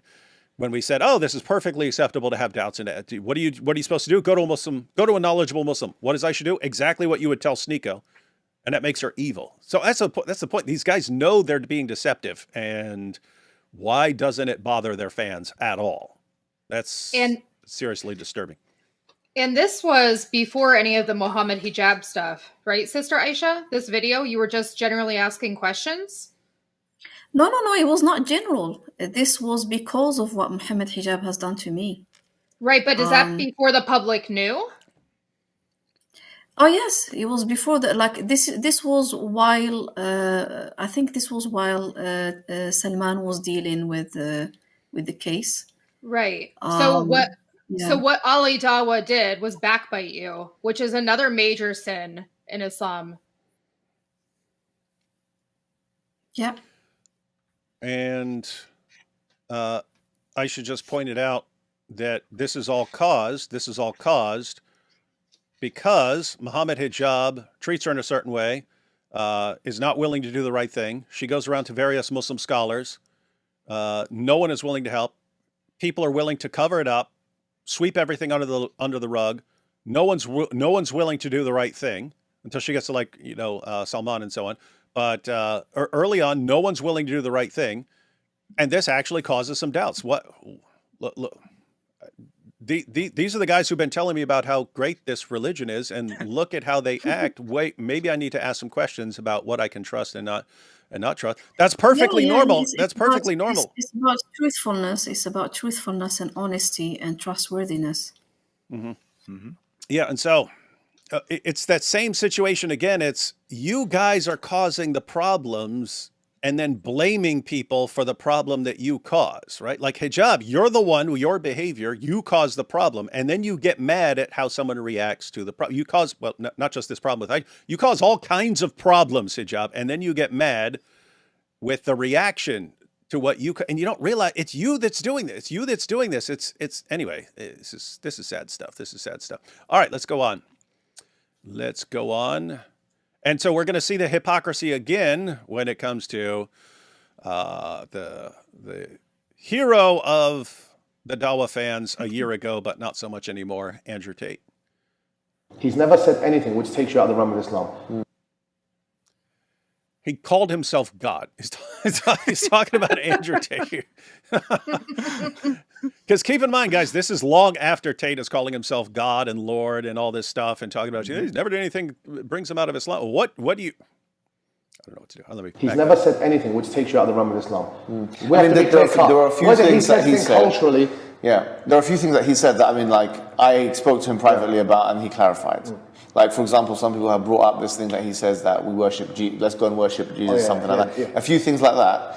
On the record, I did speak to him and he said, I said this in this way and I meant this. And that's why I think a lot of people that have come and excommunicated him, I've always said, no, actually, I've spoken to him privately and he's clarified this. Reminded me, the one he said, Lord, he said, I'm a Lord, call me the Lord. Yeah, some things like that. And I spoke to him then, he goes, because you laughed. When I was younger, there used to be like MCs and runways, call me the Don, call me the Lord. It was a slang word. Yeah. So when a lot of these non-Muslims say that, they don't think it's the Don, Lord, I'm the man, king. I know the term he was saying, but he goes, bro, I didn't know, I didn't mean it like that. Even sometimes he's refuted him by tweets. So what don't you agree with him? But by the way, everyone catch this? This is these guys defending this, what's his name, Tam Khan or something like that? This Tam Khan defending Tate for calling himself Lord. He's like, oh yeah, back where we're from, it's not a big deal. It's not a big deal. Just kind of, it's just kind of like bragging and stuff like that. Mm-hmm. So what, what's Tate? He's constantly posting videos of him surrounded by ladies wearing almost nothing and so on. He just did something. He just did something with some porn star, something like that. He just did some sort of discussion with some porn star. He's calling himself Lord and this and that. These guys, there's nothing puts him outside of Islam. So we'll correct him privately behind the scenes. Why? Why are they? That is not how they would treat Aisha. If she did anything, could you imagine if Aisha had, I am Lord. What? This is the primary argument against. That's the main argument. Yeah, I know what you're thinking. Is that she said, I saw hijab like a god, saying like how much she respected him. Clearly a figure of speech. And that's the proof that she is not a Muslim. No Muslim would ever say anything like that. Andrew Tate says something like that, says something far clearer, right? Yeah. I am God. And they're like, no big deal. Yeah, come on. Guys brag, and it's fine. And what's the difference again? It's the same difference with Sneeko. Sneeko, important influencer that we need to keep on our side. And so we can't push him too hard or he might leave. Sneeko, same thing with Andrew Tate. You can't push him. Matter of fact, that's what they eventually decide. Hey, we don't want to push this guy because matter of fact, it's not in this clip, but this is where he says, what do you want to do? Keep pushing him? And then he becomes like David Wood. And so he actually used me as a warning about what you could become. But I mean, just think about that. It's completely different rules depending on how important you are. Mm-hmm. This amazing stuff. Anyway, let's let him finish. It's got friendship with certain people I can't stand. Yeah. I don't even hate them. I don't know them. But they're talking about the far right. Yeah, the far right, their views. I always gun them. Yeah. If his opinion, but is that taking him out of Islam? Let's differentiate. Yeah. Supporting the culture and Islam. He's not said anything which will take him out the realms of Islam. Firstly, when there's many Shia who say things worse. Yeah. And people always respect them over that. You know, you could have a Shia who will say something about. Did you catch that? Andrew Tate, yeah, he calls himself God. He calls himself Lord and stuff. He does all this stuff, but you know, hey, they're Shias. Shia's bad. Shia's bad. This is their reasoning on this. Why they shouldn't be blasting away at Andrew Tate. Hazrat Aisha or the Sahaba, which is much worse. People say, no, they're still Muslim. This guy, I don't know, really, some of his stance, and I know he rallied up a lot of hate, and I purely know when I spoke to him, he goes, bro, I was in America when I was on a podcast with PBD, when I thought my timing's different, I didn't even know. And yeah, I'm stubborn, he's stubborn. People just think once they say it, then that's it. That stuff we don't agree with. I don't agree with, like, publicly with doing sins and stuff, but I mean, to be fair, I agree that it's not taking anyone out of Islam and all that kind of stuff. But I think there's one element here, which is this element called tawalli. Okay. I'm looking through some of Andrew Tate's old tweets that I had that I'd taken screenshots. Some of the ones they're talking about. But anyway, the first one I pulled up when I pulled up Andrew Tate's old tweets. He says, "Your crimes upon earth are numerous. You have wasted human years plagued by cowardice. You will burn in divine flame to pay for your sins. God knows me. God trusts me. That's why God will always choose me to fight. I am God's power on earth." Now, I know he has other ones where he's calling himself Lord and stuff like that, but that's Tate calling himself God's power on earth. So we've had tweets where he's called himself Lord, things like that, and then of course God's power on earth, and they're fine with that. Okay, which is like this idea of allying with somebody who's now there's two kinds of things. I don't want to go into big detail about it, but like, so for example, in the time of the Prophet ﷺ, there was a man called Hatib ibn Abi Balta'a, and this guy was basically a Sahabi, and he was also a Badri, so he went to Badr with the Prophet Muhammad ﷺ.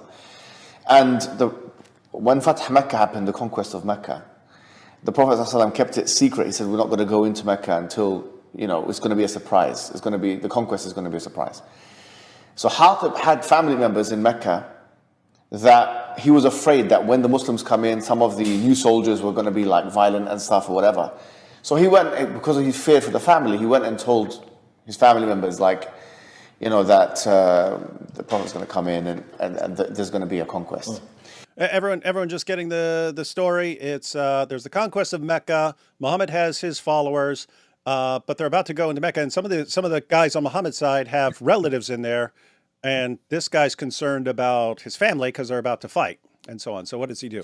In a sense, he is aiding the enemies of Islam over Muslims. But the majority of scholars of Islam have always said this does not take him, because the Prophet ﷺ forgave him. And he didn't say he was a kafir. And in fact, what the scholars say about it is that because he didn't do it because he aided them, yes, he aided the enemies of Islam, but he aided the enemies of Islam because of a tribal reason, of a family reason, of a dunya reason, basically. That's a really important point. Yeah, it is. That by talking with the enemies of Islam, as long as you're not doing it for intent to harm Islam, most of the scholars, Hijab says, have concluded that that's allowed. As long as it's for your own reasons, right? Your good, for a good reason, basically reasons. A good reason. If you have a good reason, how did he not destroy their entire case with Sister Aisha right there? Right? I mean, right. Everyone paying attention? Is everyone paying attention? If you're missing anything, don't miss this. Hijab just said. So keep in mind, these are people who are fighting the Muslims, right? They're fighting the Muslims. They're Muhammad is about to fight the people of Mecca. They'd been at war. And someone who is a Muslim on Muhammad's side says, you know what? I'm worried about my family, whom we're at war with. I want to go and warn them to be careful about this fight and to stay out of harm's way and so on. And Muhammad forgives him. Why? It's just you're trying to do the right thing. You weren't trying to harm the ummah. You weren't trying to harm Muhammad and his army. You weren't trying to do that. That wasn't your goal. Your goal was to you're trying to do the right thing, and you're just not sure what to do. And so you weren't trying to do anything evil. How does this same guy not realize? Is Sister Aisha trying to destroy the ummah with what she's doing by talking to us? No, she's trying to do the right thing and help some Muslim women by exposing this stuff. So how, in the name of common sense, would hijab not spot the hypocrisy right here and say, wait a minute, she's the one doing the right thing, so she would be forgiven. And Hijab and Ali, they're the ones who are being completely evil and making this all about themselves. They're the ones who would not be forgiven. Yeah, I think there is an echoing of the same, there is a pattern of the same behavior, probably in one of the clips that are going to play next, because he was addressing the topic of marriage, and he was claiming that the sisters were correcting other brothers' behavior towards marriage. They were correcting that behavior. He was accusing them of flirting on the verge of kufr. Oh yeah, I have a clip. It's short. Yeah, I wasn't sure exactly what it was about, but yeah, Thaddeus sent me a short clip. But let's just play it real quick. It's short. Matter of fact, I'll probably play it twice. Let's see. An early indication as to Muhammad Hijab's misguidance on matters matrimonial is this video from a few years ago. Who's that? Knowledge? That's Knowledge North. That's Knowledge North. Yes. This Okay, is let me from back up. one of his videos on the hijab scandal. So guys, you're hearing Knowledge North in his video about them, and then it's gonna cut to them. An early indication as to Muhammad Hijab's misguidance on matters matrimonial is this video from a few years ago. It's a reaction to an earlier video from the Honest Tea Talk podcast. And I do believe that this video, it definitely satisfies the threshold of refutation. However, when we evaluate the sisters' Honest Tea Talk for what it is, in context, after accepting the lady's repeated caveats and disclaimers, we don't find anything Islamically objectionable, save a few awkward sentences, which we'll get to in due course. But, according to Muhammad Hijab, the women were virgin on kufr and flirting with disbelief, as if partaking in the destruction of Islam itself. So what's that about in context, Thaddeus or Aisha? Yeah, so basically, Hijab and Ali Dawah, they did a video where they watched through the Honest Tea podcast there, and women were kind of speaking honestly about how they felt about their relationships and whatnot, and because they said, as Knowledge North says, a few awkward sentences, right? A few things that need some explanation, that aren't exactly completely clear what they mean on the surface. Instead of like giving them the benefit of the doubt and figuring out what they meant, having private conversations with them like he did with Tate to, figure out what Tate really meant behind it. He says they're basically committing kufar. They're on the verge of leaving Islam because they said a few things that he didn't like the way they phrased it. Oh, okay. So the idea here is when it's Tate and he's calling himself Lord and God's power on earth and all this stuff, it's let's constantly give him the benefit of the doubt wherever possible, and always assume the best, and always assume he doesn't really mean what he's saying, and he's just using some slang from when he was a teenager, and but then if it's someone else, it's, you see, they're on the verge of kufr with this, what, a poorly worded statement or something like that. Mm-hmm. Yeah, no. So they were advocating. They were advocating for good behavior, good treatment from husbands, and basically he doesn't like that. He thinks that like some of the words they are using, and he's very alert. He's very sensitive. He's in this defense mode, and he's so scared that someone is going to refute wrong practices that are done within matrimonial relationships. So it's the same thing over and over again. If it's Nico having doubts, yes, Nico, we roll out the carpet for you. Go ask knowledgeable Muslims. They'll help you. That's what you do with your doubts. If it's Sister Aisha having a doubt about something, you see, this proves she's pure evil. And then here it's, oh, Andrew Tate, he's claiming to be God in 27 different ways and telling people to worship Jesus and so on. That's fine. You just got to understand. You just got to try and get to what he really means by these things. If it's women saying, hey, we want better treatment from our husband, this is basically kufar. This is kufar.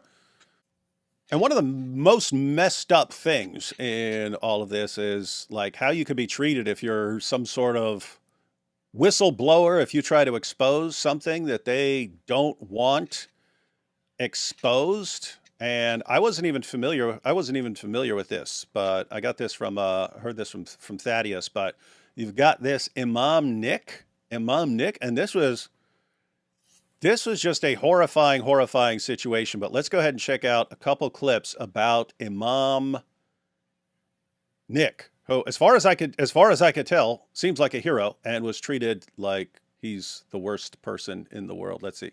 Absolutely. In the fall of 2018, I was working as an imam in the... Wait, so Abdullah, you're familiar with this?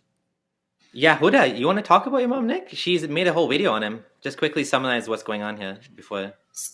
So I'm familiar with Imam Nick. I became familiar with him over 10 years ago now when I first converted, and he used to post a lot of hadith on Snapchat and talk about it, and he talked about being a convert. So I've actually spoken to him a couple of times about just, hadith and Islam and stuff like that. So when this whole scandal happened back in 2018, this is how Imam Nick is. He stands up for what is right. So he disappeared. And over the years, I've wondered what happened to him. And then this resurfaces where he talks about what life after being, shut down by Yasser Qadi, Omar Suleiman, Yasser Birjas, all of these guys in the Dawah community. They basically shunned him. And, they were all involved. I just thought it was like his couple people in his mosque or something. No, he went to Yasser Qadi, Omar. He talked to all of these guys. He's like, listen, this is what's happening in the community. Suhaib Webb, yeah. Listen, this is what's happening in the community. Like, we need to talk about this. They were like, no. And they refused to touch this with a 10-foot pole. They refused. And he got shunned. And it was hard for him to find employment. It was hard for him to survive. He has a wife and I think 4 kids. So he actually had a couple of different GoFundMes. One was by Salman. That's also how I know Salman's a good person, because anyone who knows, Imam Nick and wants to help him is a good person in my eyes. So, actually in one of my videos, I helped bring awareness to his GoFundMe, and we raised a couple $1,000s for Imam Nick. So he got kicked out of a mosque when he exposed sexual abuse, basically. Yeah, he's about to say that. So yeah, I wasn't fully paying attention, but I was because I was checking out the clips as I'm getting them ready. But yeah, I just thought this was like a couple people in his mosque who had a problem with it. But yeah, that is bad if it's everyone else, because in the bit that I've heard, guy sounds like a legendary hero. That's what he sounds like. And so if they throw him under the bus, my goodness. But let's go ahead and check this out. In the fall of 2018, I was working as an imam and the director of outreach for the Islamic Center of Irving, one of the largest Islamic centers in the country. While I was on vacation in the mountains of Colorado, I received multiple missed phone calls from a community member, and upon returning they stated that they urgently needed to speak with me. After returning from vacation, I met with him on that Thursday, and he explained to me how he witnessed an elderly man inappropriately touching a child at the center, and when he got up to confront the man, he ran away. Later that day or the next, the community member witnessed a teenager threatening the same old man for touching his younger brother. The community member explained how the confrontation was stopped, and that he, along with the older brother of the victim, family members of the perpetrator, met with members of the board to discuss the situation. Everyone got this so far? So he hears there's a guy who is behaving inappropriately with a child, and then as he's going back, he finds out now someone else, an older boy, is going after this guy for messing with his younger brother. So this is like a pattern of behavior with the guy. He is abusing children in the mosque, and Imam Nick finds out about it. During this meeting, the events were discussed, and the board members were presented with a picture of the victim who had a golf ball-sized bruise on his cheek from where the old man was forcibly sucking on it. So they had photographic evidence. He's sucking on a little kid's face, and this gets presented to the board of the mosque. Twisted manner, either by fear, manipulation, or incredible stupidity, it was agreed that this matter would be squashed, and that the family would be given a few days to get the elderly man back to Pakistan. After being informed of the situation, I requested as much evidence as I could from the... What's that? They instead of dealing with it with the proper way, which is authorities, they snuck him out of the country. Yeah, and what's he going to do there? That's the problem and it goes back to fortunately this was eventually addressed in the Catholic Church, but it was a similar problem where we don't want to cause a big ruckus, let's just ship this guy off somewhere else. Well, he's going to go do the same unless he's dealt with that problem. He's going to go do the same thing somewhere else. That's why you have to deal with the problem. We know it makes you uncomfortable. We know it can be an embarrassment. We know it can be this horrible ordeal. You have to deal with it sometimes. You just have to. Otherwise, it just continues. So anyway, and by the way, it's what we were talking about earlier is about people working themselves into these situations. This guy is a sexual predator of children. He obviously, I mean, this is all I've heard about him, but obviously he has worked himself into a situation where even if I get caught, they're not going to expose it because they don't want to be embarrassed. And you can't have your mosque being the place for that. You can't. You got to deal with it anyway. And Imam Nick realizes that and he tries to deal with it. Watch what happens. Witness who also provided me with the picture which showed the clear evidence of the abuse. It just so happened that the following day would be our congregational prayers for which I was scheduled to deliver the sermon. The next morning I went directly to the police department where I reported everything that I knew. I then went to the Islamic Center where I delivered the sermon which subsequently went viral, exposing the issue to the community and denouncing the actions of the board. So obviously he's going to be the hero of the mosque and the ummah for standing up and not letting people sweep this under the rug, right? Right, everyone? Should be. My sermon, the president of the institution grabbed the microphone to calm everyone down. He explained how he appreciated me and my efforts to bring these types of issues to the attention of the community. He confirmed that they knew of this incident and that they did their own investigation, that they brought it to the attention of the parents who did not want to inform the police. He tried to state how this was just a big misunderstanding and how I didn't have all of the information and so it didn't exactly happen the way that I had related it. This narrative was later used as part of the smokescreen to present the idea that this was just some sort of cultural misunderstanding. He stated how there would be no repercussions against me for bringing this issue to the community. No repercussions? Like how are you talking about repercussions against how does that even brought up? Repercussions against, oh, don't worry, there's not going to be any repercussions against you. We're going to mess up your life. How dare you? You went to the police. How dare you? This is bad. That's basically what My happened. sermon, yeah, this is bad. Along with his reaction, were all streaming live and uploaded to both Facebook and YouTube. It was almost immediately deleted and then miraculously uploaded again to a community activist organization's Facebook page called Face. It was then put into a shortened and condensed version which went viral on Facebook, and then the full version again was uploaded on YouTube. The next day I was put on administrative leave and I was told not to come back to the center. After about 2 months, eventually I was told to come back to the center, but that I was to stay in my office and to not interact with the community. After a short period of time, I was told that I no longer had to come into work. I was officially let go when my contract expired. Throughout this process, there was next to no support, locally or nationally, from anyone in the community of any meaningful value. We've got 2 more short clips of Imam Nick, but I have to say, Imam Nick, I'm not a Muslim. Lots of Muslims do not like me. Understandably, I'm not going to be a hypocrite. I understand why you wouldn't like me and so on. I have to say, you did absolutely the right thing, and you should be regarded as a hero for standing up for kids and for not just sweeping this under the rug and passing on an abuser of children and passing him off to go abuse other children somewhere else. So you're a hero, legend status. Check out 2 more clips to see what else he's pointing out about this. So if doing the right thing puts me in line with the wrong people that you don't like, I don't care. If the only help I have to save a drowning boy is somebody who you find appalling, I said that earlier. And I'm sure you could think of some names. Hey, I said that earlier. But now it sounds like he's talking about people like us. Okay, let me back that up. That's funny. I normally say if I'm in a burning building and I'm in there with an atheist and because I had to say this because people for years always, why are you friends with AP? He's an atheist. And so I was like, what are you talking about? We agree. We're both under a death sentence from this. The people we're talking about, they want both of us. They're attacking both of us. So we're on the same page here. Yeah, so Imam Nick is absolutely correct. Guys, I don't care if you're Christian, Muslim, atheist, you should have a problem with this sort of abuse and you should want it exposed. So he is right.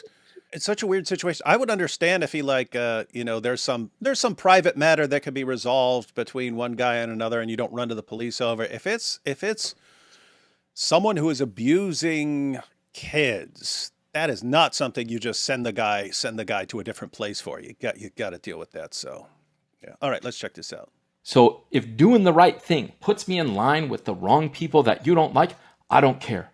If the only help I have to save a drowning boy is somebody who you find appalling, and I'm sure you could think of some names, I'm not going to not act because I'm afraid of how you will think it will reflect on me because of who you think I associate with. Point number 7, that I made Muslims look bad. Well, if your Islam is grabbing children's crotches and sucking on their face or covering up for those who do, I didn't make you look bad. I merely put a mirror in front of you. Wow. And the mirror doesn't make you look bad. It just shows you who you are. Wow. And I have nothing to do with whatever version of Islam that is. I like this. You want to make Muslims look good? You should have done the right thing. You should have said something. You should have done something. My Islam doesn't care how you think or how anybody else thinks it looks. You had the opportunity to do the right thing. One of my best friends from college, who's a Roman Catholic and knows a thing or two about this sort of stuff, said to me, man, you served up your community a grand slam. And they struck out. Wow. One more clip of him. I have to say, wow. Dude is a hero, and look how he's been treated. And I got one more clip of Imam Nick here. Oh, we were just having a blast.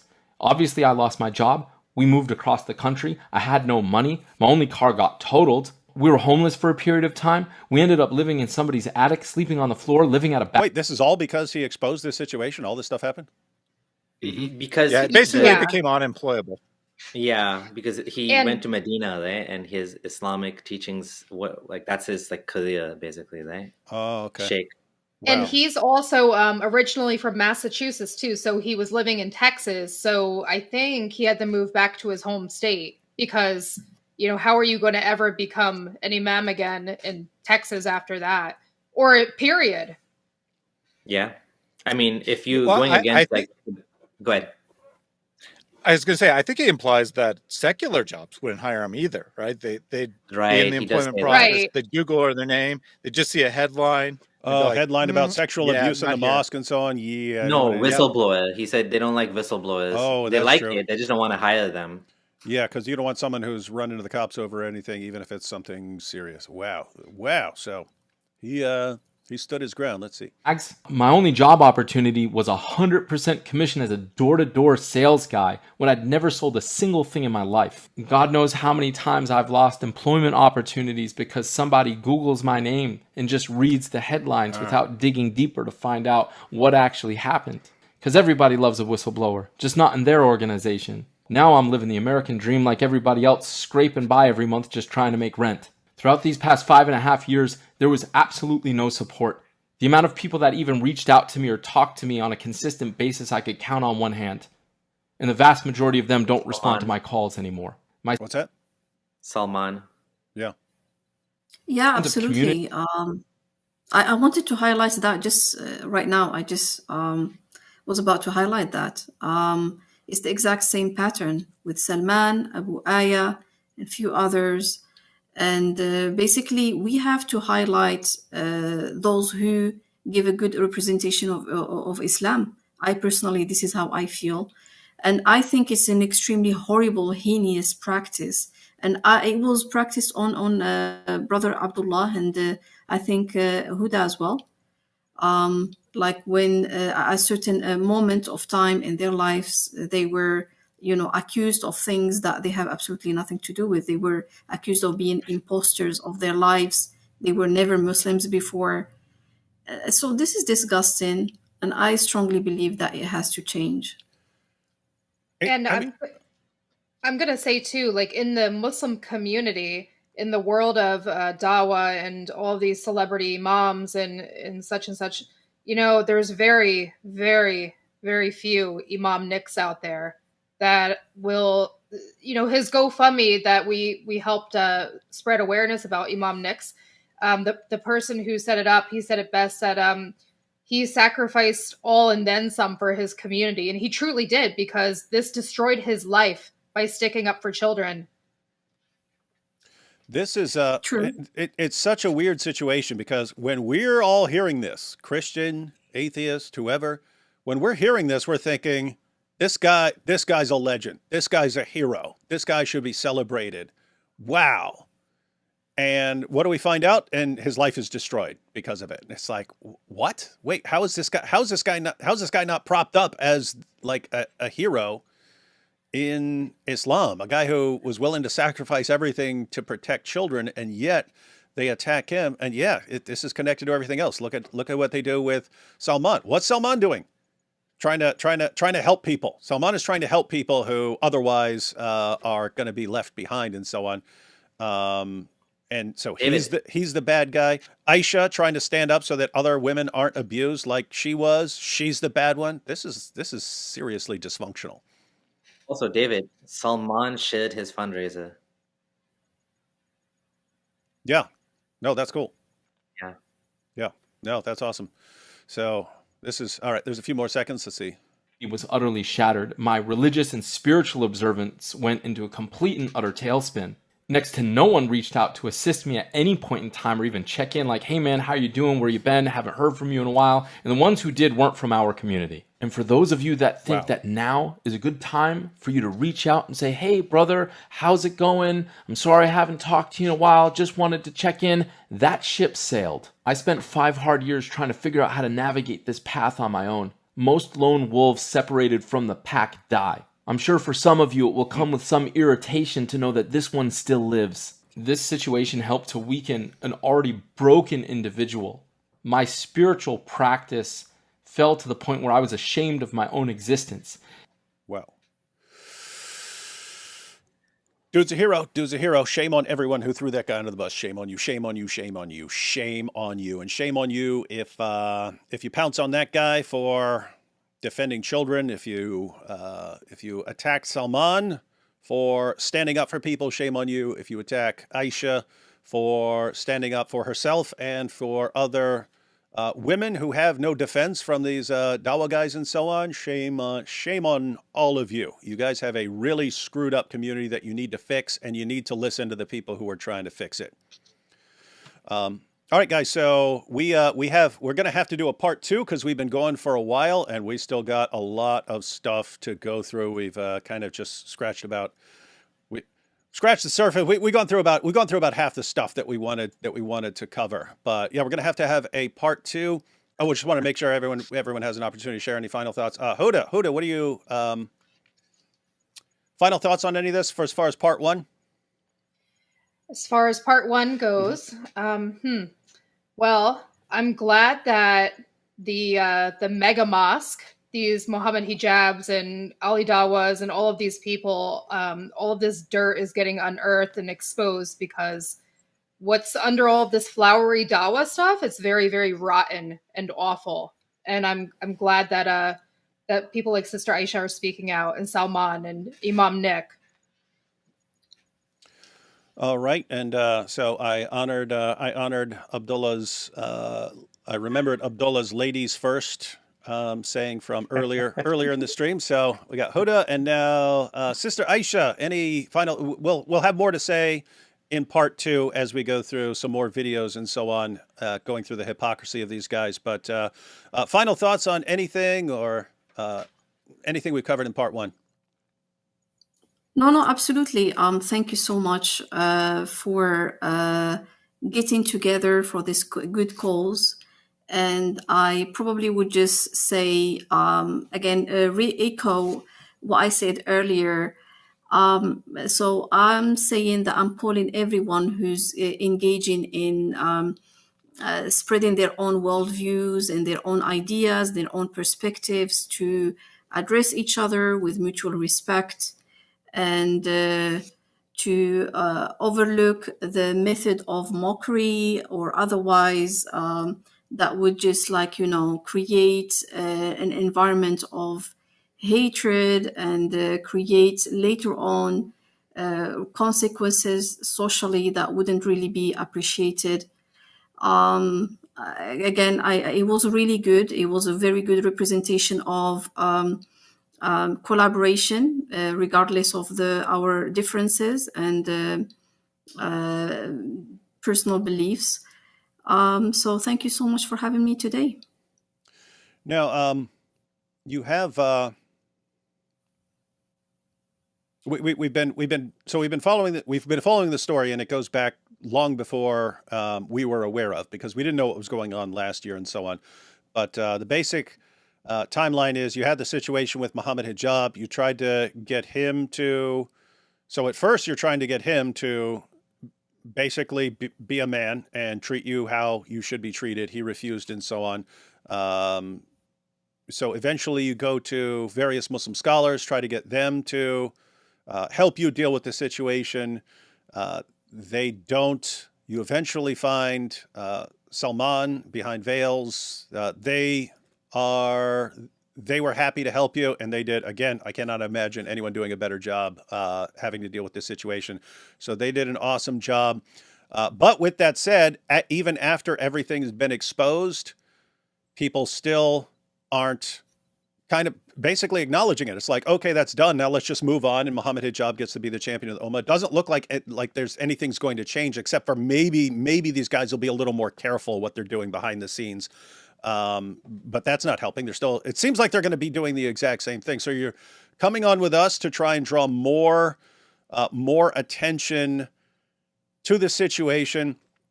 I did want to ask you about something else as far as one more step. So as far as what you're doing now, drawing more attention to it, calling out more people to condemn this situation, or at least to take steps to stop this from happening in the future. But there's one more avenue I've heard about, that you may be pursuing some illegal option. So what's going on there? Yes, well, I was expecting that Hijab is going to at least apologize. It was very long ago. He didn't. I expected that our scholars and shuyukh would correct him Islamically.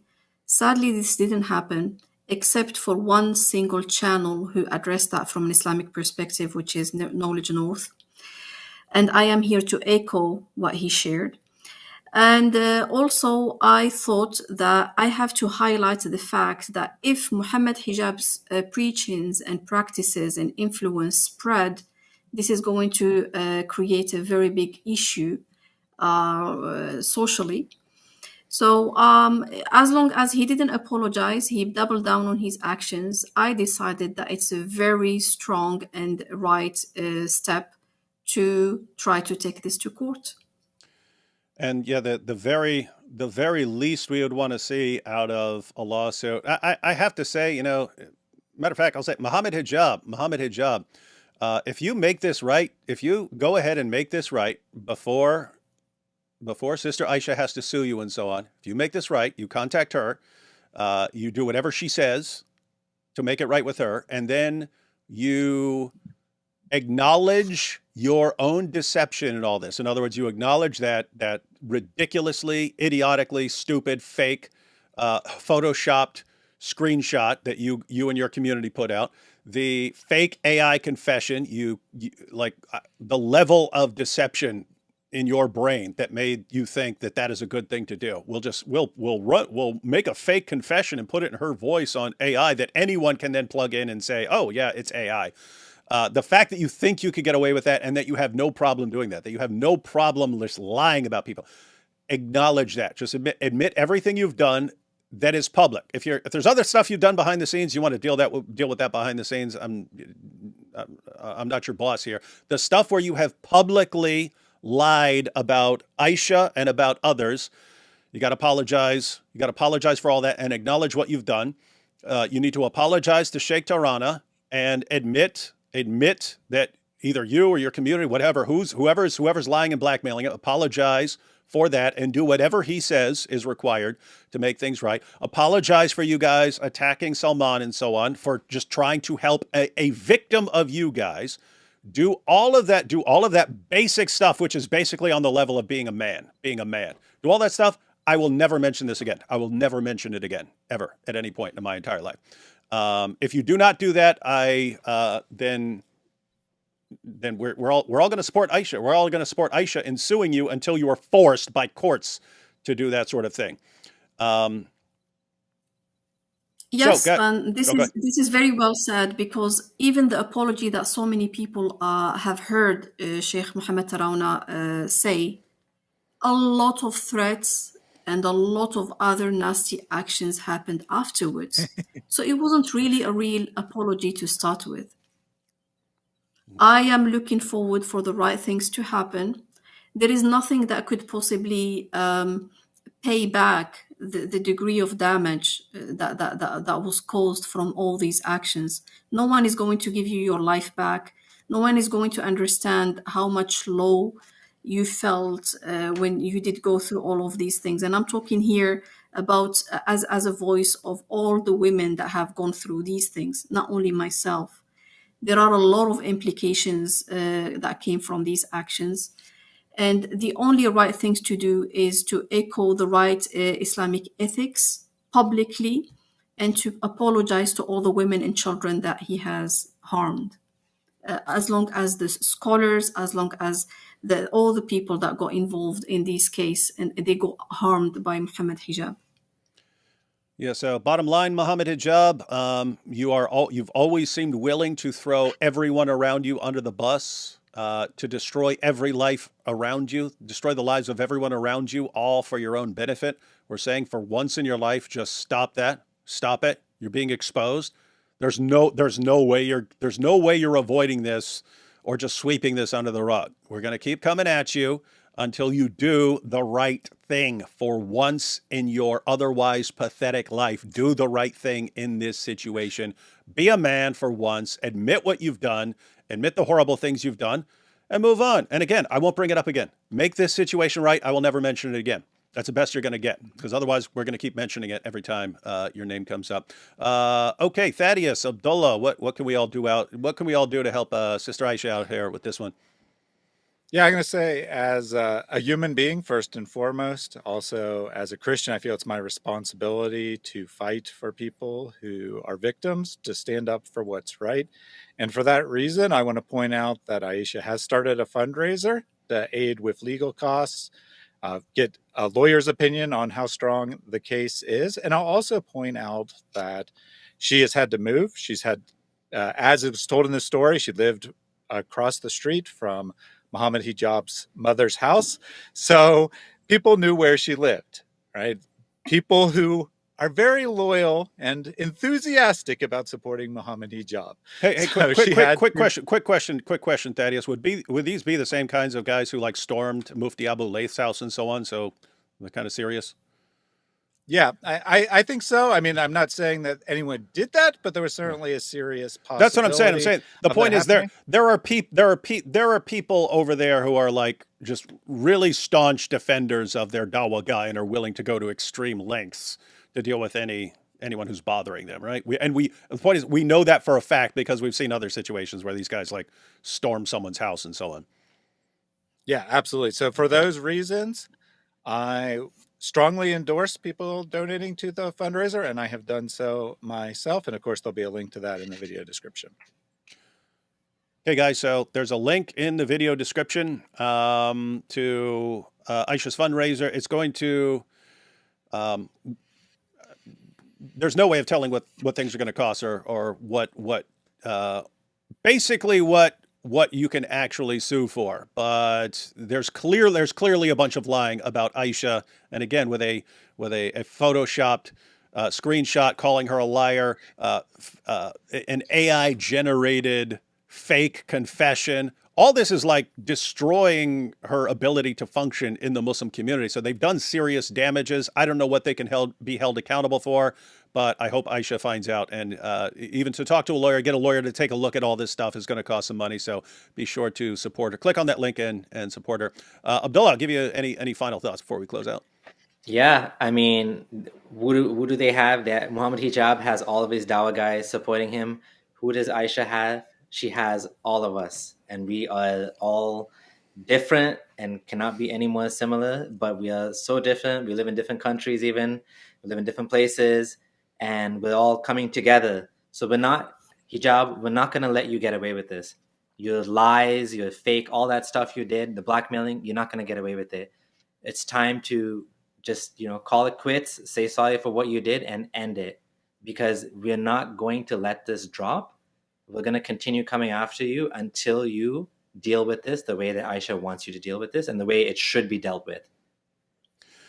Absolutely. And so for everyone who's watching, whatever your perspective is, there are two kinds of people. Either you think it's okay to abuse and manipulate and take advantage of women, or you don't. If you're in that first category, I think you're a scumbag. I'm not talking to you. For everyone else who believes it's wrong to abuse women in this way, or in the case of Imam Nick, abusing children and so on, this stuff, if you believe this stuff needs to be called out and exposed, even if it's in a different community, it has to be done for the good of your fellow human beings. I encourage you to contribute to that fundraiser so that Aisha can see how to move forward. All right, everyone. So that's part one. We've got more to cover in part two. Links to everyone's channels and so on, and to the fundraiser are all in the description. We'll catch you all next time.